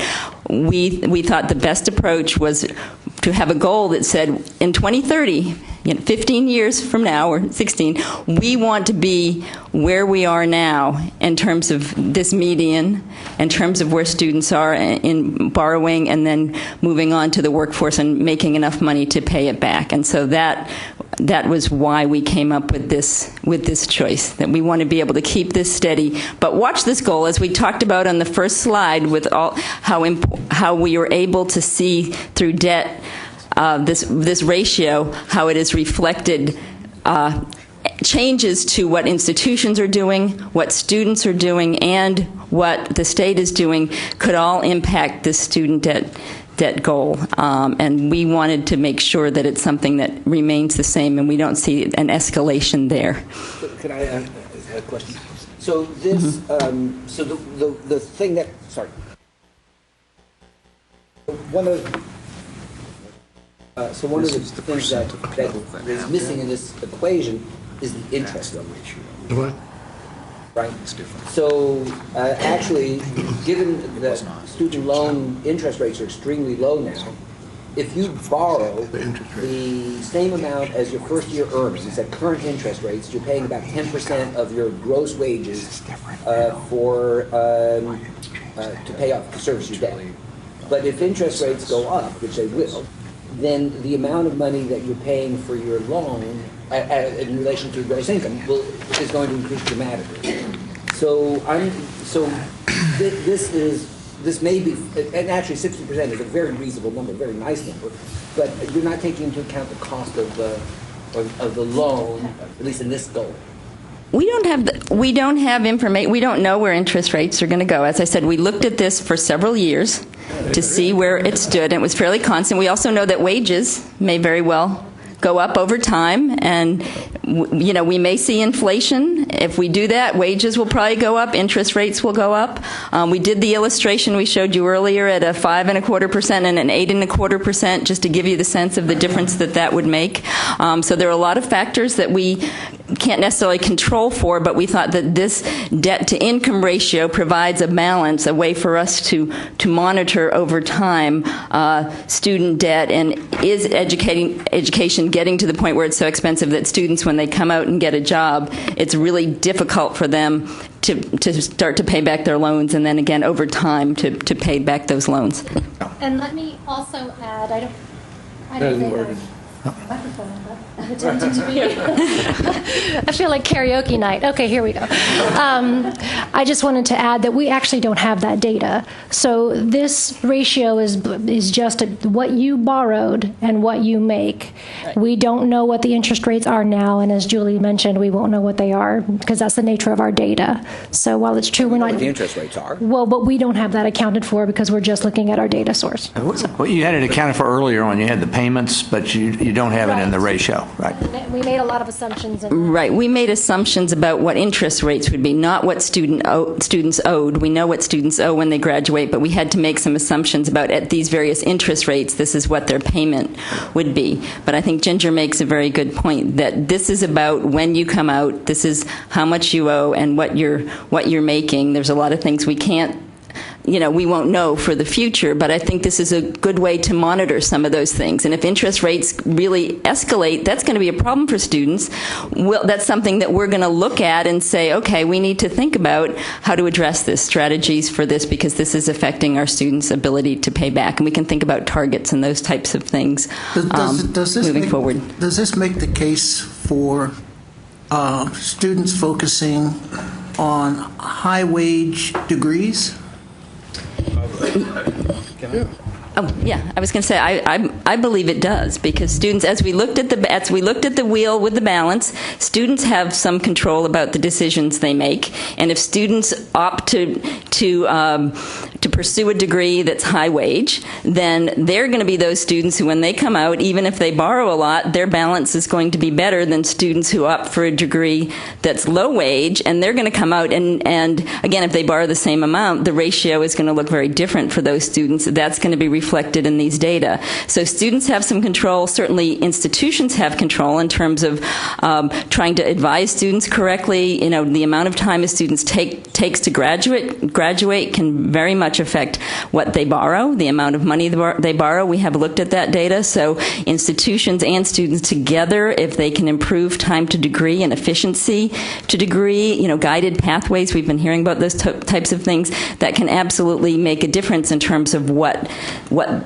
they owe when they graduate because of what they borrowed. So certainly choices about what students are going to major in is going to make a difference, but also choices that they make, that the institution makes, about helping them get through efficiently, understanding and being informed about the choices that they can make about degrees, about borrowing, about their pathways. All of those things I think will show in this goal, as well as what the state is contributing.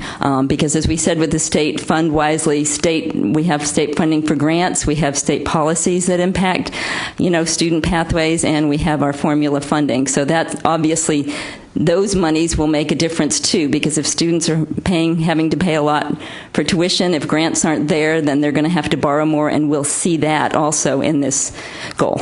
A million years ago when I went to college, my first 2 years, I thought I wanted to study journalism and that kind of a thing, and I was working in an entry-level job in first-generation IT. I was a tape ape, I think they called me. But the real world journalists would come into our classrooms and they would say, now, you really have to love this because there's not much money in it. And I grew up dirt poor, so over a little bit of time, I said, I've got to get out of here. And I changed over to a degree out of the business school that focused on management information systems. So I just think that this makes, particularly for first generation students at least, who grew up under dire circumstances, that maybe they should focus on high wage degrees if they're going to spend the time and the effort. Why not? Jim? I would think that student loan debt is inversely proportional to state funding. In other words, state funding goes down, student loan debt will likely go up. Does this assume a constant amount of state funding, or are we assuming it's going to decrease or increase? Actually, state funding, I believe, has changed since we, in terms of the period of time that we'd been looking at this, but it remained fairly constant, which I think is an interesting point. We can go back earlier. I think we went back 10 years and see what the changes look like in terms of the state funding. I think you do see, as in some of the data Paul showed you at the last meeting, for community colleges, for example, we saw some of the tax base increasing to pick up the slack for when the state funding went down, so maybe that would help balance, and students might be borrowing the same. But it is obviously different. It's a balancing. It's the balancing. It doesn't assume that. What it does is it says if we want this relationship to stay at this level, you're going to have to take into account all these other factors. What level is the state funding? How much are you putting into grants? What are tuition and fees? All these things interact in terms of resulting in this relationship. And remember, this is the students with debt. We still have, I understood Paul when I asked him earlier, about 37% without debt. And that's the debt levels are going to be very different at community colleges because the Pell Grants go so much further to covering. They will, in fact, cover the tuition and fees. They won't cover the cost of living. And so it's going to vary depending on which sector you're in. But this is the general level for the state overall. But all those things figure in. So the points Steve's brought up about funding and others have brought up about other aspects come into play to achieve this. But it's to say that this is out here. This is sort of our compass point. This is what we want to look to. And however these things come, and you can pull and shift in different ways, but we still want to end up at this level because the student should be able to go into the marketplace after work, earn a reasonable living, have a reasonable opportunity to own a home, get out of debt very quickly if they're in fact in debt. Well, it's a public policy statement around what's, at least in my view, kind of a public-private partnership of higher education between the individual and their contribution, the institution and their role, and the state is the largest donor and regulator. And essentially, we would be making a public policy recommendation here if we wanted to include that in the calculations around of state funding, and obviously in between the student and state appropriations is tuition. So, but I think that's a role that this committee should play. Larry, did you have? Yeah, I wanted to raise a question about that language. Will remain at a median of 60%. When I first saw that, the first thing I thought was, well, that says we shouldn't let it get higher. It also says we shouldn't let it get lower. Yeah. Yes, it does. I mean, there's an argument that the economy would have greater vitality if we will not exceed. On the other hand, there's also an argument that because of relative weakness of public funding of higher education, maybe our first place is not actually to lower debt. But is that the language we want? Larry, I have the same reaction on that. And instead of saying will remain at, it should be at 60% or less. I think that would, in my estimation, give you the incentive to keep it going down, if at all possible. And it's been my feeling all along as I've taken the data that we have and so on, that the thing that we really need to do is get students in and out faster. I mean, that reduces debt, that reduces the cost of the universities, and everything we aim at, we ought to just try and get them in and out with their degrees as fast as we possibly can. That's a really important point, and we will be proposing targets which underneath will I don't know if you have those with you, it may be on the sheet, but would actually say that students will finish, X% of the students will finish their degrees within, I don't remember what we have, but that they would have, that you really need to finish in a more timely fashion. So if it's a 120-hour degree, you can just read it. We have 80. It was 80% of students completing a degree will not exceed 60 semester credit hours for associate degrees and 120 semester credit hours for bachelor's degrees. It's exactly your point. And I would say we actually had a little wording that was a little more straightforward last time. That I think where we said that student debt will not exceed or had less than 60% of the first year income, which is a little bit more straightforward language than what we have here now. And we can go back and work on the language.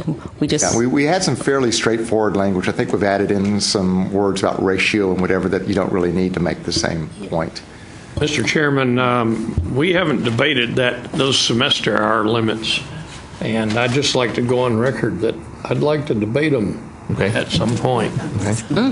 We will. Coordinating staff has those are legislatively set numbers at this point, so we can debate that, but those come from law at this 80%? point. No. 80%. We can debate that. Yeah. The 120 hours and the 60 hours are with exception by certain fields. And the idea is for students not to, right now, at the community colleges, the students it's about 90 hours to complete 60-hour or maybe a little bit higher degree, and at universities it's about 140 to complete a 120-hour degree. And so, and those extra hours cost the student in terms of debt, and it costs the student and the state in terms of dollars. And so, I just want to make it realistic, but it seems to me that that's not an issue we ought to get into right now. It flew by last time. We didn't actually talk about those data and how realistic they are. I would like to have that discussion at least offline. Right. Well, I think we can schedule it at a future meeting, and we can look at external inputs to present at that meeting if we can feel there's some value added there. And now that I think we're getting at least reasonably settled on the goals, I think it's time to share with you potential targets underneath, and that would be part of that discussion. That may not be appropriate to have that one at this time, but we need to have it. Those are the things that help you measure the plan as you go forward at some point, and it gives some direction, but it doesn't say people have to do that, but it's a plus. D? UTEP may be a bit of an anomaly for you all on the length of time and debt, because the UTEP student body, as I understand it, reflects the demographics of El Paso, which is predominantly Hispanic. It's over 70% in their demographics. They take longer to graduate and have lower debt than anyone. Mm-hmm. They are totally averse to debt for the most part. And it does take them longer to graduate, but they're working their way through the entire time. So, we go back and forth on this length of time, but if they don't have the funds going in, my concern would be if we force the issue on time, that you're going to have fewer attending. I think a little different than what Bob was talking about when we were talking about the hours. You could complete the 120 hours in 8 years, but the reality is most people who take longer to graduate take far more hours. And so the idea is you can work with that, but you don't want them accumulating more debt and more hours just because they're staying in school longer. And so there's an important nuance there, but it's really more than a nuance. It plays out in a very real way in terms of student debt. And we can tell you that if you take 2 or 3 more years to graduate, you're likely to take at least 5 more courses than you would have if you. UTEP might be an outlier on that. That's just a debt. No. We're not really talking about the same thing, really. I'm talking about the hours accumulated versus the time, and UTEP is much like every place else, though. When you take longer, you do take more hours, and there are reasons for that. And their debt ratio. So.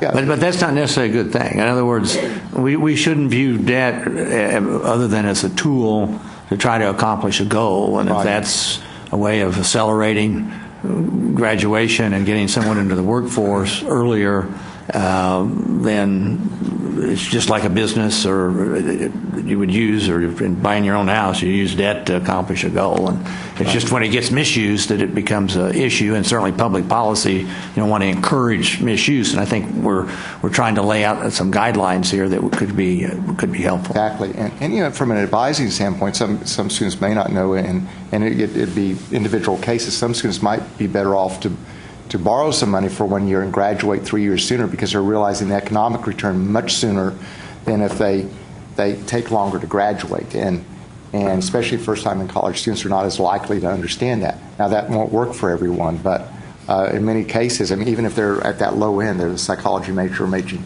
$24,000, $25,000 a year, that's $75,000 of income they've left on the table by taking 3 years longer to graduate. Yeah. Borrow the money and get out. Right. Woody, can I ask a question? Yeah. Oh, yes, Jerry. I think this is very complicated, and could we accomplish the same thing if we said that by 2030 the average student loan in real dollars will have decreased by 5% or whatever the number is from the average student loan as of whatever the base date is? Here's why, and I sort of regret this was made a little bit more complicated than the last time we presented it. If it's 60% of the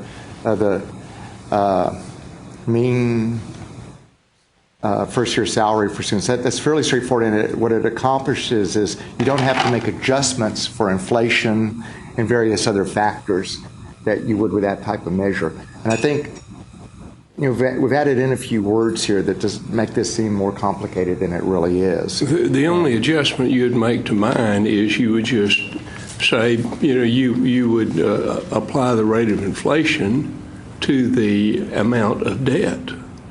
So to me, that would be a much more straightforward way to articulate it. There are a lot of variables in terms of salary for psychology majors, electrical engineers. I mean, all that stuff gets awfully complicated. Yeah, well, we were talking about just being the mean for all of those areas. And so right now it's $33,000.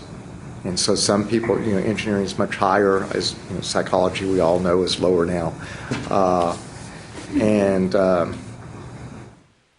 And so if it were done by major, it would be much more complicated, and then you could even talk about where do you live, and the salaries vary by where you live. But I mean, if the other way is a better way of approaching it, I mean, it's the committee's recommendation for a goal. Yeah. I think we ought to add this, and we could add both, and Jerry suggested, as well as this one. I mean, we're starting to list everything we've done, so each time when we meet, we can kind of say, here's where we are, and we begin to move things from the maybe to a little bit more certainty, and then at some point we'll have to essentially vote on item by item by item. So I think that's an important point. If we use closing the gaps as an example, the group really pretty much decided on the goals by about the point we are now. But over the next several months, there were a lot of really critical, nuanced changes that led to much better goals, in the final analysis than we had at this point. So I think as we go forward and you think about your specific strategies. We agree today we're going to make a statement. We'll work on what exactly that's going to say. Yeah. We're running out of our time today. Which I think we had another very good discussion. Our next meeting is on October 9th from 10 to 2. I have had some discussions with David around, we've got a scheduled November meeting. We have the convening of the Board of Regents and presidents, chancellors, et cetera, in the 21st of November. And I know some of us are going to participate or will be there on the 21st of November. We do not have any meetings scheduled for December, January, so we need to begin to think about what does this look like going out to next July. David, you'd mentioned to me the possibility of actually having some regional meetings, and I don't know what type of timeline or how we would want to organize to do that. Well, I think that's something we need to talk some about. I think it's important to get out, and those I would think of as perhaps not the entire group going to every region, but maybe subsets of the committee going out and sort of laying out what the committee's thinking is at that point, maybe meet at the chambers and bring in folks and just ask for feedback and ideas and invite institutions and here's some of the strategies we're thinking about. And that way you could get out into a lot of communities fairly quickly. We could send staff with you, but you wouldn't all be having to go to every region. I think that would be very difficult for you, and it would be hard to do in the time allocated. But that's something we can talk about more. I just mentioned that and would like your thoughts and feedback in terms of whether that would be helpful. I'd just like to mention about the time. Excuse me. 9 o'clock meetings in Austin are hard for me. I mean, if I drive it, which I did this time in here, it takes me 45 minutes to get through Austin. And if you fly it, same thing. Got to still get through there. So I'd really urge us to start at 10, not at 9. Yeah, and I think 9 was unique because of the need for this room to be used for some other purpose. Yes, our plan was to start at 10, but today we really didn't have the room available to go through. Right. So hopefully going forward, because I would totally. Our history is wherever you are in the state. We don't start before 10. 10 o'clock. You really can't. Start we need to start 10. looking though at dates. If we're going to have a December meeting, we need to lock that down, we will work with you to settle some dates, and we will send a calendar out to them. And then the concept of these regional meetings, I think we can discuss that in November. but we need to think how that would be organized. How could we be effective in doing that? And what are we talking about? Metroplex, Houston, San Antonio? San Antonio, the Valley. Yeah, El Valley, Paso, El Paso. probably. So maybe 5 or 6. And maybe the High Plains. Right. And I think that would be it. Lubbock. Yeah.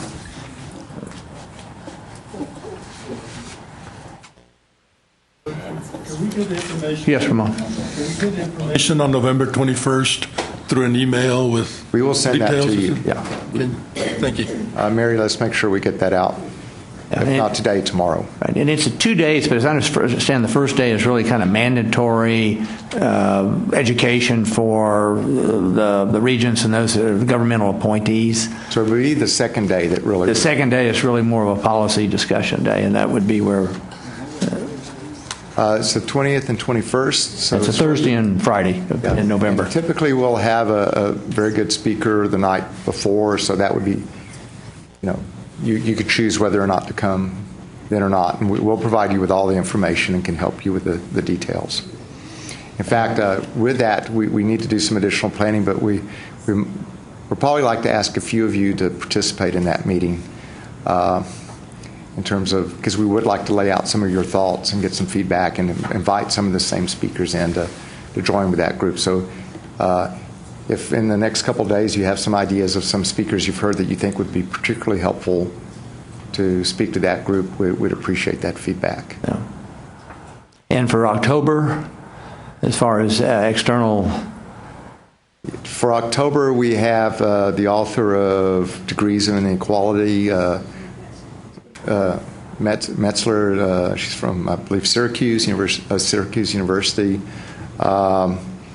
Who one of her main themes is some concerns with for profits, and we've invited. I don't know if he's agreed to come. The president of DeVry out of Chicago, who's very good speaker, and so to sort of give you the contrast, because that's getting a little bit more into possible strategy issues in terms of to what extent should Texas really employ the for-profit sector and encourage the for-profit sector. Okay. Any other questions? Okay. All right. If not, the meeting is adjourned. Thank you very much. Let me mention something to you. Jerry was concerned